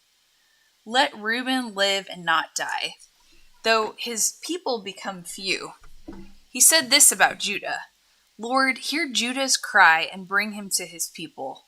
He fights for his cause with his own hands, but may you be a help against his foes." He said about Levi, "Your Thummim and Urim belong to your faithful one. You tested him at Massah and contended with him at the waters of Meribah." He said about his father and mother, "I do not regard them." He disregarded his brothers and didn't acknowledge his sons, for they kept your word and maintained your covenant. They will teach your ordinances to Jacob and your instruction to Israel. They will set incense before you and hold burnt offerings on your altar. Lord, bless his possessions and accept the work of his hands. Break the back of his adversaries and enemies so that they cannot rise again. He said about Benjamin, "The Lord's beloved rests securely on him.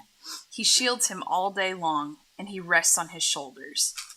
He said about Joseph, "May his land be blessed by the Lord with the dew of heaven's bounty and the watery depths that lie beneath, with the bountiful harvest from the sun and the abundant yield of the seasons, with the best products of the ancient mountains and the bounty of the eternal hills, with the choice gifts of the land and everything in it, and with the flavor of him who appeared in the burning bush.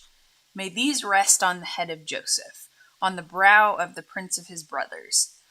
His firstborn bull has splendor and horns like those of a wild ox. He gores all the peoples with them to the ends of the earth. Such are the 10,000s of Ephraim, and such are the thousands of Manasseh. He said about Zebulun, Rejoice, Zebulun, in your journeys, and Issachar in your tents. They summon the peoples to a mountain. There they offer acceptable sacrifices, for they draw from the wealth of the seas and the hidden treasures of the sand. He said about Gad, The one who enlarges Gad's territory will be blessed. He lies down like a lion and tears off an arm or even a head. He chose the best part for himself, because a ruler's portion was assigned there for him. He came with the leaders of the people. He carried out the Lord's justice and his ordinances for Israel. He said about Dan, Dan is a young lion, leaping out of Bashan. He said about Naphtali, Naphtali, enjoying approval, full of the Lord's blessing, take possession of the west and the south. He said about Asher, May Asher be the most blessed of the sons. May he be the most favored among his brothers and dip his foot in olive oil. May the bolts of your gate be iron. Y'all, whoever's watching, I'm so excited. We're almost to Joshua. Thanks for tuning in. God's word's powerful. You could be doing other things, and you chose to listen to the Lord through his word, so really glad you tuned in. May the bolts of your may the bolts of your gate be iron and bronze, and your strength last as long as you live. There is none like the God of Jerusalem, who rides the heavens to your aid, the clouds in his majesty.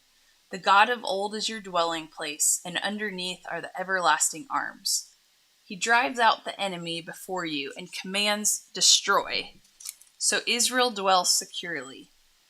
Jacob lives untroubled in a land of grain and new wine. Even his skies drip with dew. How happy you are, Israel! Who is like you, a people saved by the Lord? He is the shield that protects you, the sword you boast in. Your enemies will cringe before you, and you will tread on their backs. Then Moses went up from the plains of Moab to Mount Nebo, to the top of Pisgah, which faces Jericho, and the Lord showed him all the land. Gilead as far as Dan, all of Naphtali, the land of Ephraim and Manasseh, all the land of Judah as far as the Mediterranean Sea, the Negev and the plain in the valley of Jericho, the city of palms as far as Zoar. The Lord then said to him, This is the land I promised Abraham, Isaac, and Jacob. I will give it to your descendants. I have let you see it with your own eyes, but you will not cross into it. So Moses, the servant of the Lord, died there in the land of Moab, according to the Lord's word. He buried him in the valley of Moab, facing Beth Peor, and no one to this day knows where his grave is. Moses was 120 years old when he died. His eyes were not weak, and his vitality had not left him. Love that. Vitality had not left him. I hope they're saying that about me when I take my last breath. The Israelites wept for Moses in the plains of Moab 30 days. Then the days of weeping and mourning for Moses came to an end. Joshua, son of Nun, was filled with the spirit of wisdom because Moses had laid his hands on him. So the Israelites obeyed him and did as the Lord had commanded Moses. No prophet has arisen again in Israel like Moses, whom the Lord knew face to face. He was unparalleled for all the signs and wonders the Lord sent him to do against the land of Egypt, to Pharaoh, to all of his officials, and to all his land, and for all the mighty acts of power and terrifying deeds that Moses performed in the sight of all Israel.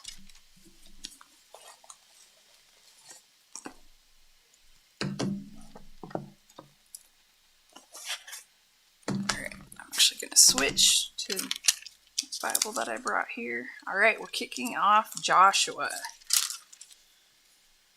After the death of Moses, the Lord's servant, the Lord spoke to Joshua, son of Nun, Moses' assistant. He said, Now that my servant Moses is dead, You must lead my people across the Jordan River into the land I'm giving them. I promise you what I promised Moses. Everywhere you go, you will be on land I have given you, from the Negev desert in the south to the Lebanon mountains in the north, from the Euphrates River on the south to the Mediterranean Sea on the west, and all the land of the Hittites. No one will be able to stand their ground against you for as long as you live. For I will be with you as I was with Moses. I will not fail you or abandon you. Be strong and courageous. For you will lead my people to possess all the land I swore to give their ancestors. Be strong and very courageous. Obey all the laws Moses gave you. Do not turn away from them, and you will be successful in everything you do. Study this book of the law continually. Meditate on it day and night, so you may be sure to obey all that is written in it. Only then will you succeed. I command you, be strong and courageous. Who else feels like flexing? Be strong and courageous. It's like what you learned in Sunday school. Do not be afraid or discouraged, for the Lord your God is with you wherever you go. Joshua then commanded the leaders of Israel, go through the camp and tell the people to get their provisions ready. In 3 days you will cross the Jordan River and take possession of the land the Lord your God has given you. Then Joshua called together the tribes of Reuben, Gad, and the half-tribe of Manasseh. He told them, remember what Moses, the servant of the Lord, commanded you. The Lord your God is giving you rest and has given you this land. Your wives, children, and cattle may remain here on the east side of the Jordan River, but your warriors, fully armed, must lead the other tribes across the Jordan to help them conquer their territory. Stay with them until the Lord gives rest to them, as he has given rest to you, and until they too possess the land the Lord your God is giving them. Only then may you settle here on the east side of the Jordan River, in the land that Moses, the servant of the Lord, gave you. They answered Joshua, we will do whatever you command us, and we will go wherever you send us. We will obey you, just as we obeyed Moses. And may the Lord your God be with you as he was with Moses. Anyone who rebels against your word and does not obey your every command will be put to death. So be strong and courageous. Then Joshua secretly sent out 2 spies from the Israelite camp at Acacia. He instructed them, spy out the land on the other side of the Jordan River, especially around Jericho. So the 2 men set out and came to the house of a prostitute named Rahab and stayed there that night. But someone told the king of Jericho, some Israelites have come here tonight to spy out the land. So the king of Jericho sent orders to Rahab, bring out the men who have come into your house. They are spies sent here to discover the best way to attack us. Rahab, who had hidden the 2 men, replied, the men were here earlier, but I didn't know where they were from. They left the city at dusk as the city gates were about to close, and I don't know where they went. If you hurry, you can probably catch up with them. But she had taken them up to the roof and hidden them beneath piles of flax. So the king's men went looking for the spies along the road leading to the shallow crossing places off the Jordan River. And as soon as the king's men had left, the city gate was shut. Before the spies went to sleep that night, Rahab went up on the roof to talk with them. I know the Lord has given you this land, she told them. We are all afraid of you. Everyone is living in terror. For we have heard how the Lord made a dry path for you through the Red Sea when you left Egypt. And we know what you did to Sihon and Og, the 2 Amorite kings east of the Jordan River, whose people you completely destroyed. No wonder our hearts have melted in fear. No one has the courage to fight after hearing such things, for the Lord your God is the supreme God of the heavens above and the earth below. Now swear to me by the Lord that you will be kind to me and my family since I have helped you. Give me some guarantee that when Jericho is conquered, you will let me live, along with my father and mother, my brothers and sisters, and all their families. We offer our own lives as a guarantee for your safety, the men agreed. If you don't betray us, we will keep our promise when the Lord gives us the land. Then, since Rahab's house was built into the city wall, She let them down by a rope through the window. "Escape to the hill country," she told them. "Hide there for 3 days until the men who are searching for you have returned. Then go on your way." Before they left, the men told her, "We can guarantee your safety, only if you leave this scarlet rope hanging from the window. And all your family members, your father, mother, brothers, and all your relatives must be here inside your house.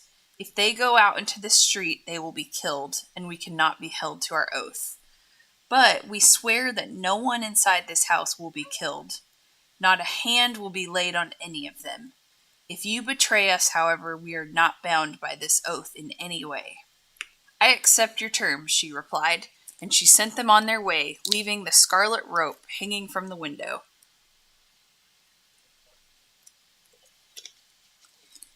The spies went up into the hill country and stayed there 3 days. The men who were chasing them had searched everywhere along the road, but they finally returned to the city without success. Then the 2 spies came down from the hill country, crossed the Jordan River, and reported to Joshua all that had happened to them. "The Lord will certainly give us the whole land," they said, "for all the people in the land are terrified of us." Early the next morning, Joshua and all the Israelites left Acacia and arrived at the banks of the Jordan River, where they camped before crossing. 3 days later, the Israelite leaders went through the camp, giving these instructions to the people. "When you see the Levitical priests carrying the Ark of the Covenant of the Lord your God, follow them. Since you have never traveled this way before, they will guide you. Stay about a half-mile behind them, keeping a clear distance between you and the ark. Make sure you don't come any closer." Then Joshua told the people, "Purify yourselves, for tomorrow the Lord will do great wonders among you." In the morning, Joshua said to the priests, "Lift up the Ark of the Covenant and lead the people across the river." And so they started out. The Lord told Joshua, "Today I will begin to make you great in the eyes of all the Israelites. Now they will know that I am with you, just as I was with Moses.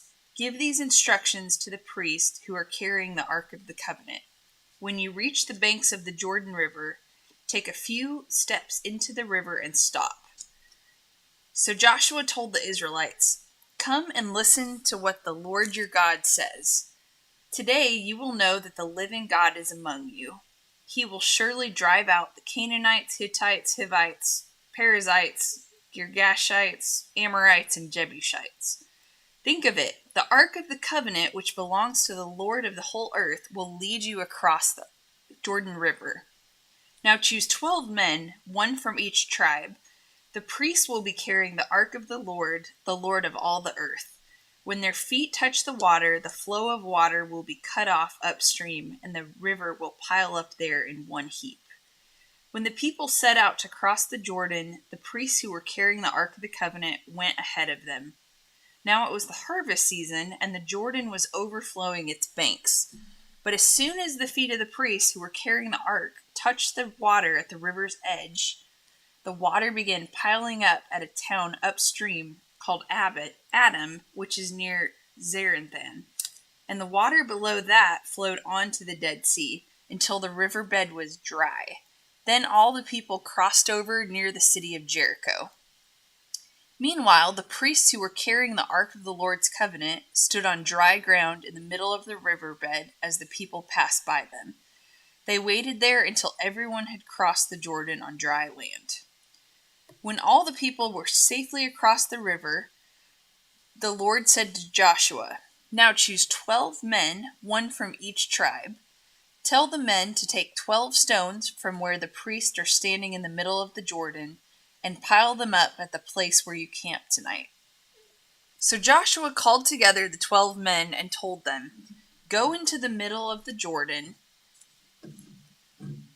and Go into the middle of the Jordan in front of the ark of the Lord your God. Each of you must pick up one stone and carry it out on your shoulder, 12 stones in all, one for each of the 12 tribes. We will use these stones to build a memorial. In the future, your children will ask, 'What do these stones mean to you?' Then you can tell them, They remind us that the Jordan River stopped flowing when the Ark of the Lord's covenant went across. These stones will stand as a permanent memorial among the people of Israel. So the men did as Joshua told them. They took 12 stones from the middle of the Jordan River, one for each tribe, just as the Lord had commanded Joshua. They carried them to the place where they camped for the night and constructed the memorial there. Joshua also built another memorial of 12 stones in the middle of the Jordan, at the place where the priests who carried the Ark of the Covenant were standing. The memorial stands there to this day. The priests who were carrying the ark stood in the middle of the river until all of the Lord's instructions, which Moses had given to Joshua, were carried out. Meanwhile, the people hurried across the riverbed, and when everyone was on the other side, the priests crossed over with the ark of the Lord. The armed warriors from the tribes of Reuben, Gad, and the half-tribe of Manasseh led the Israelites across the Jordan, just as Moses had directed. These warriors, about 40,000 strong, were ready for battle, and they crossed over to the plains of Jericho in the Lord's presence. That day the Lord made Joshua great in the eyes of all the Israelites, and for the rest of his life they revered him as much as they had revered Moses. The Lord had come to Joshua, "Command the priests carrying the Ark of the Covenant to come up out of the riverbed." So Joshua gave the command, and as soon as the priests carrying the Ark of the Lord's Covenant came up out of the riverbed, the Joshua River flooded its banks as before. The people crossed the Jordan on the 10th day of the first month, the month that marked their exodus from Egypt. They camped at Gilgal, east of Jericho. It was there at Gilgal that Joshua piled up the 12 stones taken from the Jordan River.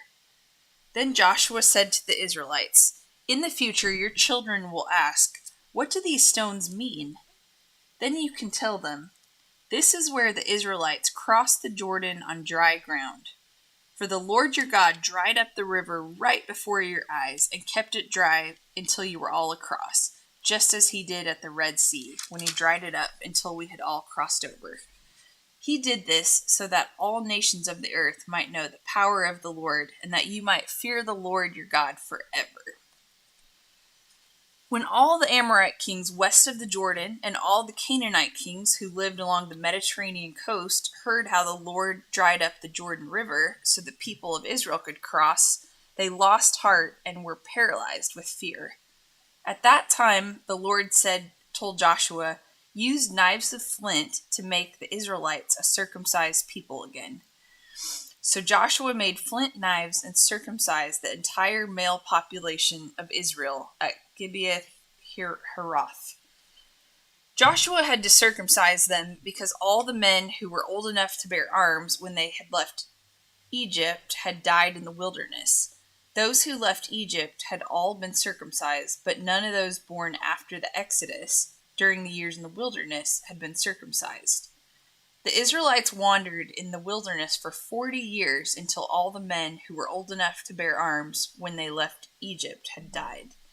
For they had disobeyed the Lord, and the Lord vowed he would not let them enter the land he had sworn to give us, a land flowing with milk and honey. So Joshua circumcised their sons who had not been circumcised on the way to the promised land, those who had grown up to take their fathers' places. After all the men had been circumcised, they rested in the camp until they were healed.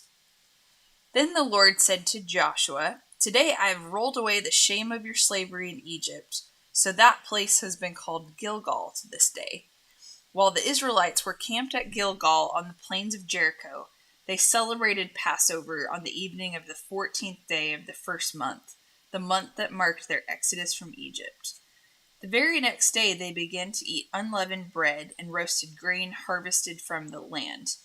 No manna appeared that day, and it was never seen again. So from that time on, the Israelites ate from the crops of Canaan.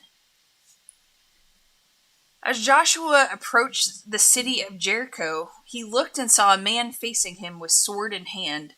Joshua went up to him and asked, "Are you friend or foe?" "Neither one," he replied. "I am commander of the Lord's army." At this, Joshua fell with his face to the ground in reverence. I am at your command, Joshua said. What do you want your servant to do?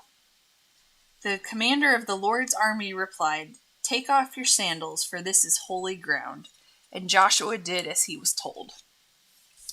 Now the gates of Jericho were tightly shut because the people were afraid of the Israelites.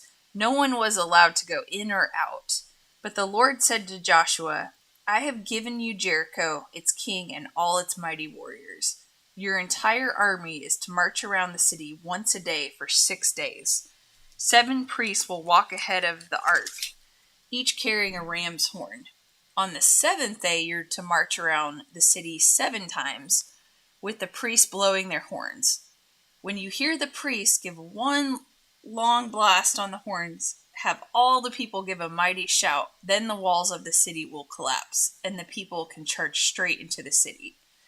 So Joshua called together the priests and said, Take up the Ark of the Covenant and assign 7 priests to walk in front of it, each carrying a ram's horn. Then he gave orders to the people, March around the city, and the armed men will lead the way in front of the ark of the Lord.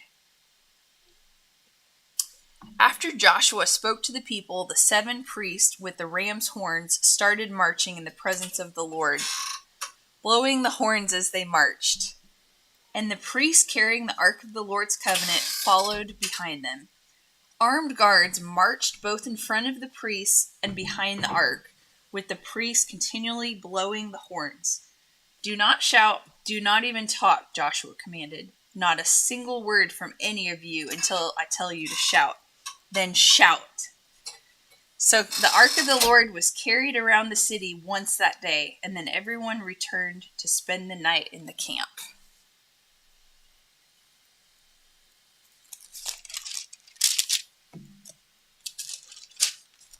So we're leaving off at Joshua 6:6. Coming in. You had help.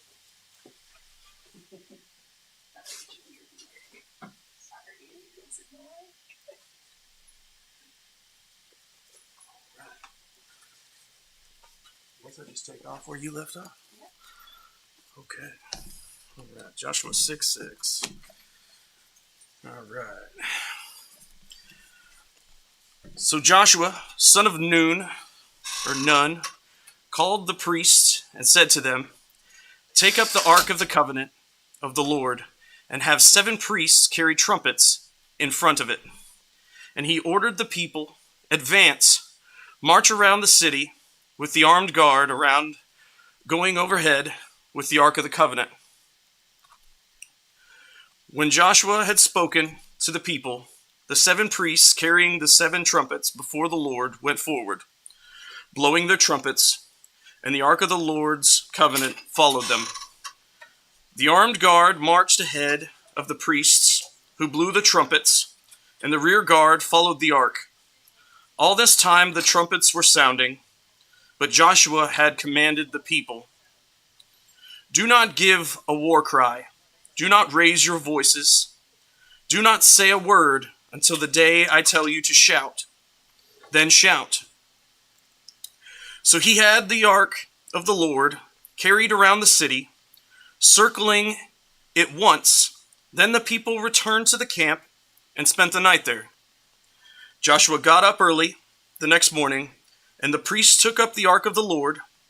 The 7 priests carrying the 7 trumpets went forward, marching before the ark of the Lord and blowing the trumpets. The armed men went ahead of them, and the rear guard followed the ark of the Lord, while the trumpets kept sounding. So on the 2nd day, they marched around the city once and returned to the camp. They did this for 6 days. On the 7th day, they got up at daybreak and marched around the city 7 times in the same manner. Except that on that day, they circled the city 7 times, and the 7th time around, when the priest sounded the trumpet blast, Joshua commanded the people, Shout, for the Lord has given you the city and all that is in it, are to be devoted to the Lord. Only Rahab, the prostitute, and all who are with her in her house shall be spared, because she hid the spies we sent, but kept away from the devoted things, so that you will not bring about your own destruction by taking any of them. Otherwise, you will make the camp of Israel liable to destruction and bring trouble on it. All the silver and gold and the articles of bronze and iron are sacred to the Lord and must go into his treasury. When the trumpet sounded, the people shouted. At the sound of the trumpet, when the people gave a loud shout, the wall collapsed. So every man charged straight in, and they took the city. They devoted the city to the Lord and destroyed with the sword every living thing in it, men and women, young and old, cattle, sheep, and donkeys. Joshua said to the 2 men who had spied out the land, "Go into the prostitute's house and bring her out, and all who belong to her, in accordance with your oath to her." So the young men who had done the spying went in and brought out Rahab, her father and mother and brothers, and all who belonged to her. They brought out her entire family and put them in a place outside the camp of Israel. Then they burned the whole city, everything in it, but they put the silver and gold and the articles of bronze and iron into the treasury of the Lord's house. But Joshua spared Rahab the prostitute with her family and all who belonged to her, because she hid the men Joshua had sent as spies to Jericho. And she lives among the Israelites to this day. At that time, Joshua pronounced this solemn oath: "Cursed before the Lord is the man who undertakes to rebuild this city, Jericho. At the cost of his firstborn son will he lay its foundation. At the cost of his youngest will he set up its gates."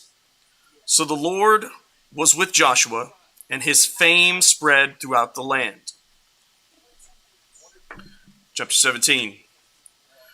But the Israelites, chapter 7, sorry. The Israelites acted unfaithfully in regard to the devoted things. Achan, son of Carmi, and son of Zimri, the son of Zerah, of the tribe of Judah, took some of them. So the Lord's anger burned against Israel. Now Joshua sent men from Jericho to Ai, which is near Beth Aven, to the east of Bethel, and told them, "Go up and spy out the region." So the men went up and spied out Ai. When they returned to Joshua, they said, "Not all the people will have to go up against Ai. Send 2,000 or 3,000 men to take it, and do not weary all the people, for only a few men are there." So about 3,000 men went up, but they were routed by the men of Ai, who killed about 36 of them. They chased the Israelites from the city gate as far as the stone quarries, and struck them down on the slopes. And the hearts of the people melted and became like water. Then Joshua tore his clothes and fell face down to the ground before the ark of the Lord, remaining there till evening. The elders of Israel did the same and sprinkled dust on their heads. And Joshua said, "Ah, sovereign Lord, why did you ever bring this people across the Jordan to deliver us into the hands of the Amorites to destroy us? If only we had been content to stay on the other side of the Jordan. O Lord, what can I say now that Israel has come routed by its enemies? The Canaanites and the other people of the country will hear about this, and they will surround us and wipe out our name from the earth. What then will you do for your own great name?" The Lord said to Joshua, "Stand up. What are you doing down on your face? Israel has sinned. They have violated my covenant, which I commanded them to keep. They have taken some of the devoted things. They have stolen. They have lied. They have put them in their own possessions. That is why the Israelites cannot stand against their enemies. They turn their backs and run because they have been made liable to destruction. I will not be with you anymore unless you destroy whatever among you is devoted to destruction. Go, consecrate the people. Tell them, consecrate yourselves in preparation for tomorrow. For this is what the Lord, the God of Israel, says. That which is devoted is among you, O Israel. You cannot stand against your enemies until you remove it.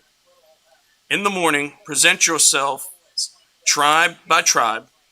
The tribe that the Lord takes shall come forth, clan by clan. The clan... The Lord takes shall come forward family by family, and the family that the Lord takes shall come forward man by man. He who is caught with the devoted things shall be destroyed by fire, along with all the belongings to him.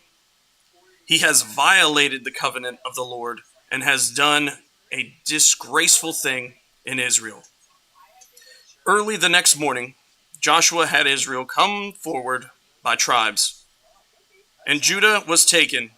The clans of Judah came forward, and he took Zerahites. He had the clan of the Zerahites come forward by families, and Zimri was taken. Joshua had his family come forward man by man, and Achan, son of Carmi, the son of Zimri, the son of Zerah, of the tribe of Judah, was taken. Then Joshua said to Achan, my son, give glory to the Lord, the God of Israel, and give him praise. Tell me what you have done. Do not hide it from me. Achan replied, it is true. I have sinned against the Lord, the God of Israel. This is what I have done.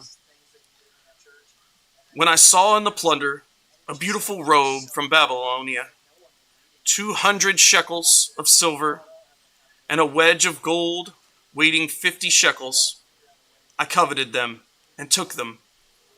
They are hidden in the ground inside my tent, with the silver underneath. So Joshua sent messengers. They ran to the tent, and there it was, hidden in his tent, with the silver underneath. They took the things from the tent, brought them to Joshua, all the Israelites, and spread them out before the Lord. Then Joshua, together with all Israel, took Achan, son of Zerah, the silver, the robe, the gold wedge, his sons and daughters, his cattle, donkeys, and sheep, his tent, and all that he had, to the valley of Achor. Joshua said, why have you brought this trouble on us? The Lord will bring trouble on you today. Then all Israel stoned them. After they had stoned the rest, they burned them. Over Achan, they heaped up large piles of rocks, which remains to this day. Then the Lord turned from his fiery anger. Therefore, that place has been called the Valley of Achor ever since. Chapter 8. The Lord said to Joshua, do not be afraid. Do not be discouraged. Take the whole army with you and go up and attack Ai. For I have delivered into your hands the king of Ai, his people, his city, his land. You shall do to Ai and its king as you did to Jericho and its king, except that you may carry off their plunder and livestock for yourselves. Set an ambush behind the city. So Joshua and the whole army moved out to attack Ai. He chose 30,000 of his best fighting men and sent them out at night with these orders. Listen carefully. You are to set an ambush behind the city. Don't go very far from it. All of you be on the alert. I and all those with me will advance on the city, and when the men come out against us, as they did before, we will flee from them. They will pursue us until we have lured them away from the city. For they will say, they are running away from us as they did before. So when we flee from them, you are to rise up from ambush and take the city. The Lord your God will give it into your hand. When you have taken the city, set it on fire. Do what the Lord has commanded. See to it you have my orders. When Joshua sent them off, and they went to the place of ambush, and lay in wait between Bethel and Ai, to the west of Ai, but Joshua spent the night with the people. Early the next morning, Joshua mustered his men, and he and the leaders of Israel marched before them to Ai. The entire force that was with him marched up and approached the city and arrived in front of it. They set up camp north of Ai, with the valley between them and the city. Joshua had taken about 5,000 men and set them in ambush between Bethel and Ai, to the west of the city. They had the soldiers take up their positions, all those in the camp to the north of the city, and the ambush to the west of it. That night Joshua went into the valley. When the king of Ai saw this, he and all the men of the city hurried out early in the morning to meet Israel in a battle of a certain place overlooking Arabah. But he did not know that an ambush had been set against him behind the city. Joshua and all of Israel let themselves be driven back before them, and they fled towards the desert. All the men of Ai were called to pursue them, and they pursued Joshua and were lured away from the city. Not a man remained in Ai or Bethel who did not go after Israel. They left the city open and went in pursuit of Israel. Then the Lord said to Joshua, hold out towards Ai the javelin that is in your hand, for into your hand I will deliver the city. So Joshua held out his javelin towards Ai. As soon as he did this, the men in the ambush rose quickly from their position and rushed forward. They entered the city and captured it and quickly set it on fire. The men of Ai looked back and saw the smoke of the city rising against the sky, but they had no chance to escape in any direction, for the Israelites who had been fleeing towards the desert had turned back against their pursuers. For when Joshua and all of Israel saw that the ambush had taken the city and that smoke was going up from the city, they turned around and attacked the men of Ai. The men of the ambush also came out of the city against them, so that they were caught in the middle with Israelites on both sides. Israel cut them down, leaving them neither survivor nor fugitives. But they took the king of Ai alive and brought him to Joshua. When Israel had finished killing all the men of Ai in the fields and in the desert where they had chased them, and when every one of them had been put to the sword, all the Israelites returned to Ai and killed those who were in it. 12,000 men, women fell that day. All the people of Ai from Joshua did not draw back the hand that held out his javelin until he had destroyed all who lived in Ai. But Israel did carry off themselves the livestock and plunder of this city, as the Lord had instructed Joshua. So Joshua burned Ai and made it a permanent heap of ruins and desolate place to this day. He hung the king of Ai in a tree and left him there until evening. At sunset, Joshua ordered them to carry his body from the tree and throw it down at the entrance of the city gate. And they raised a large pile of rocks over it, which remains to this day. Then Joshua built on Mount Ebal, an altar to the Lord God of Israel.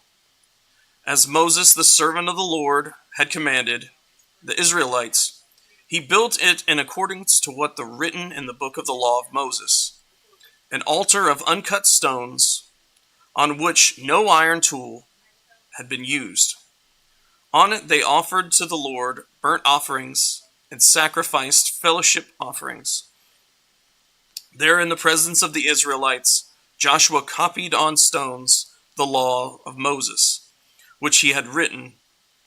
All Israel, aliens and citizens alike, with their elders, officials, and judges, were standing on both sides of the ark of the covenant of the Lord, facing those who carried it, the priests, who were Levites.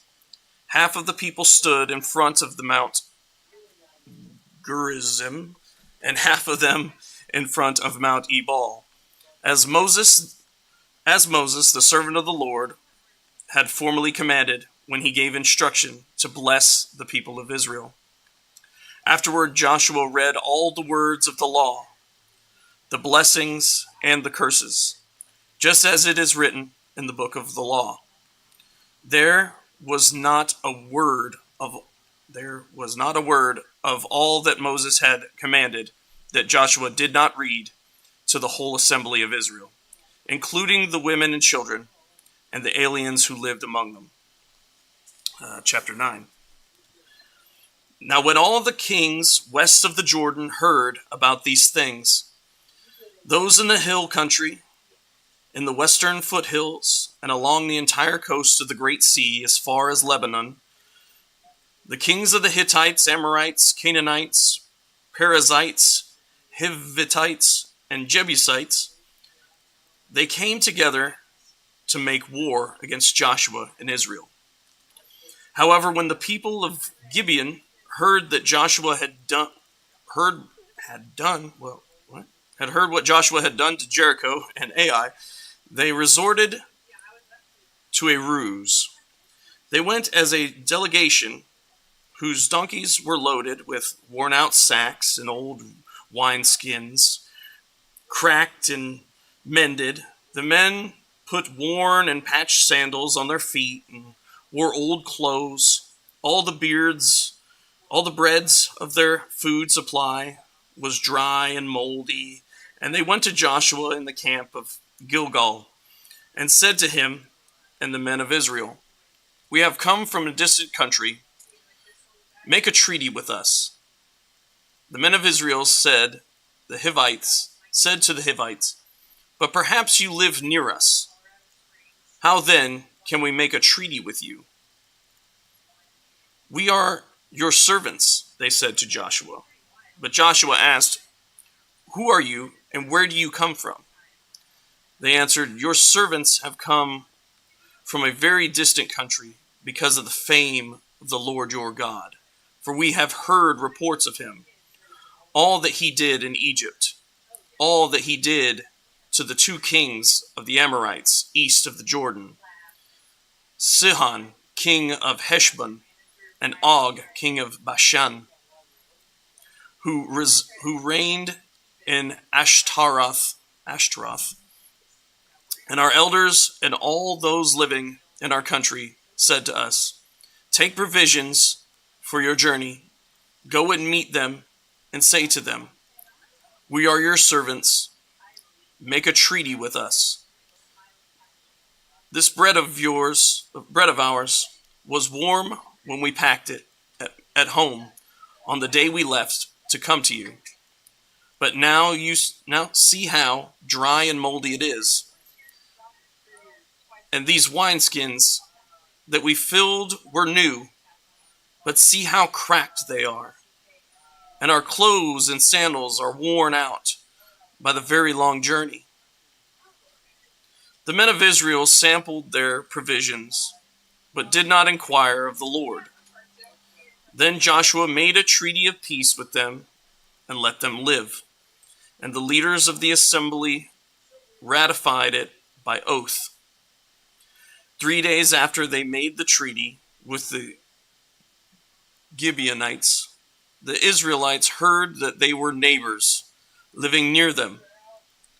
So the Israelites set out, and on the third day came to their cities, Gibeon, Kephirah, Beeroth, and Kiriath Jearim. But the Israelites did not attack them, because the leaders of the assembly had sworn an oath to them by the Lord God of Israel. The whole assembly grumbled against the leaders, but all the leaders answered, "We have given them our oath by the Lord, the God of Israel, and we cannot touch them now. This is what we will do to them. We will let them live, so that the wrath will not fall on us for breaking the oath we swore to them." They continued, "Let them live, but let them be woodcutters and water carriers for the entire community." So the leaders' promise to them they kept. Then Joshua summoned the Gibeonites and said, "Why did you deceive us by saying you live long away from here, while actually you live near us? You are now under a curse. You will never cease to serve as woodcutters and water carriers for the house of my God." They answered Joshua, "Your servants were clearly told how the Lord your God had commanded his servant Moses to give you the whole land and to wipe out all its inhabitants from before you. So we feared for our lives because of you, and why we did this, we are now in your hands. Do to us whatever seems good and right to you." So Joshua saved them from the Israelites, and they did not kill them. That day he made the Gibeonites woodcutters and water carriers for the community, and for the altar of the Lord at the place the Lord would choose. And that is what they are to this day. Chapter 10. Now Adoni-Zedek, king of Jerusalem, heard that Joshua had taken Ai and totally destroyed it, doing to Ai and its king as he had done to Jericho and its king, and that the people of Gibeon had made a treaty of peace with Israel and were living near them. He and his people were very much alarmed at this, because Gibeon was an important city, like one of the royal cities. It was larger than Ai, and all its men were good fighters. So Adoni-Zedek, king of Jerusalem, appealed to Hoham, king of Hebron, Piram, king of Jarmuth, Japhia, king of Lachish, Debir, king of Eglon. "Come up and help me attack Gibeon," he said, "because it has made peace with Joshua and the Israelites." Then the 5 kings of the Amorites, the kings of Jerusalem, Hebron, Jarmuth, Lachish, and Eglon, joined forces. They moved up with all their troops and took up position against Gibeon and attacked it. The Gibeonites then sent word to Joshua in the camp of Gilgal, "Do not abandon your servants. Come up to us quickly and save us. Help us, because all the Amorite kings from the hill country have joined forces against us." So Joshua marched up from Gilgal with his entire army, including all the best fighting men. The Lord said to Joshua, "Do not be afraid of them. I have given them into your hand. Not one of them will be able to withstand you." After an all-night march from Gilgal, Joshua took them by surprise. The Lord threw them into confusion before Israel, who defeated them in a great victory at Gibeon. Israel pursued them along the road going up to Beth-Horon and cut them down all the way to Azekah and Makkedah. As they fled before Israel on the road down from Beth-Horon to Azekah, the Lord hurled large hailstones down on them from the sky. and more of them died from the hailstones than were killed by the sword of the Israelites. On the day the Lord gave the Amorites over to Israel, Joshua said to the Lord in the presence of Israel, O sun, stand still over Gibeon. O moon, move over the valley of Aijalon. So the sun stood still, and the moon stopped, till the nation avenged itself on its enemies. As it is written in the book of Jashar, the sun stopped in the middle of the sky and delayed going down about a full day. There has never been a day like it before or since. The day the Lord listened to man, surely the Lord was fighting for Israel. Then Joshua returned with all Israel to the camp of Gilgal. Now the 5 kings had fled and hidden in the cave at Makkedah. When Joshua was told that the 5 kings had been found hiding in that cave at Makkedah, he said, Roll large rocks up to the mouth of the cave and post some men there to guard it. But don't stop. Pursue your enemies, attack them from the rear, and don't let them reach their cities, for the Lord your God has given them into your hands. So Joshua and the Israelites destroyed them completely, almost to a man, but the few who had left reached their fortified cities. The whole army then returned safely to Joshua in the camp in Makkedah, and no one uttered a word against the Israelites. Joshua said, Open the mouth of the cave and bring those 5 kings out to me. So they brought the 5 kings out of the cave, the kings of Jerusalem, Hebron, Jarmuth, Lachish, and Eglon. When they had brought these kings to Joshua, he summoned all the men of Israel and said to the army commanders who had come with him, Come here and put your feet on the necks of these kings. So they came forward and placed their feet on their necks. Joshua said to them, Do not be afraid. Do not be discouraged. Be strong and courageous.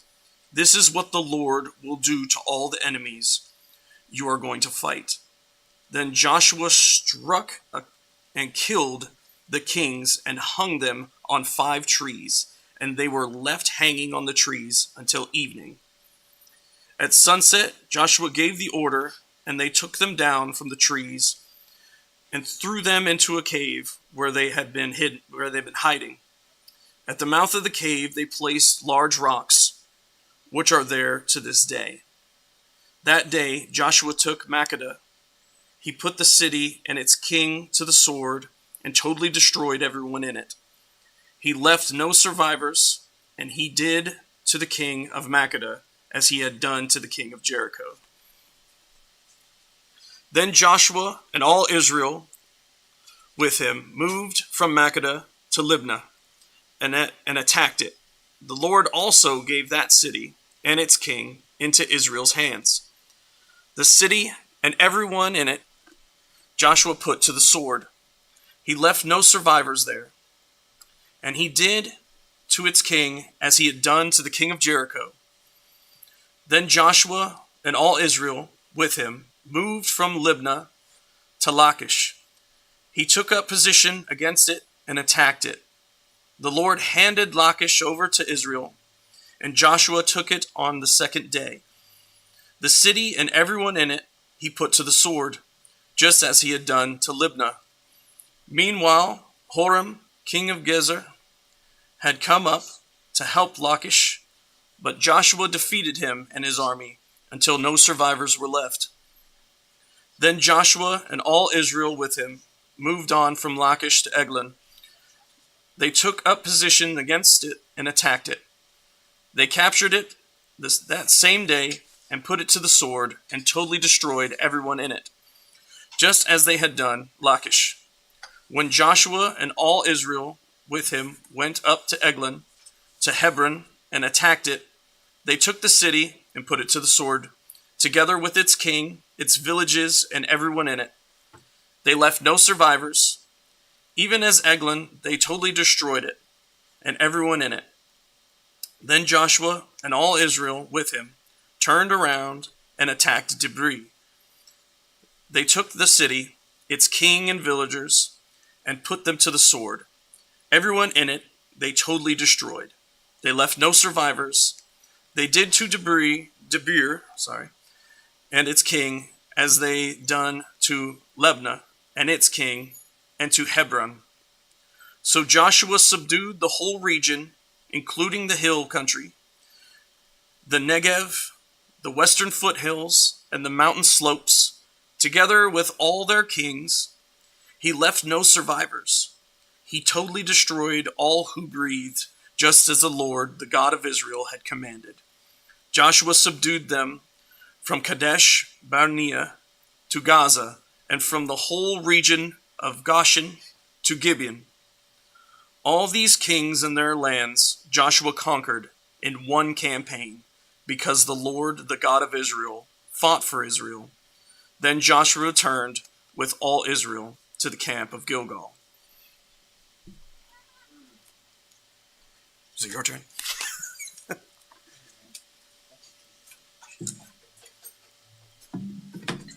If you're watching right now, I've got to reconnect our live stream because Instagram only gives us 4 hours at a time.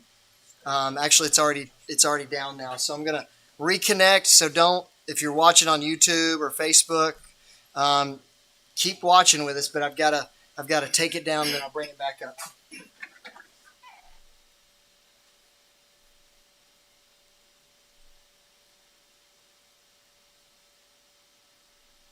I didn't bring a Bible. Where'd you stop at? Joshua 11. Joshua 11. It's going to be real close. Yeah, it will be.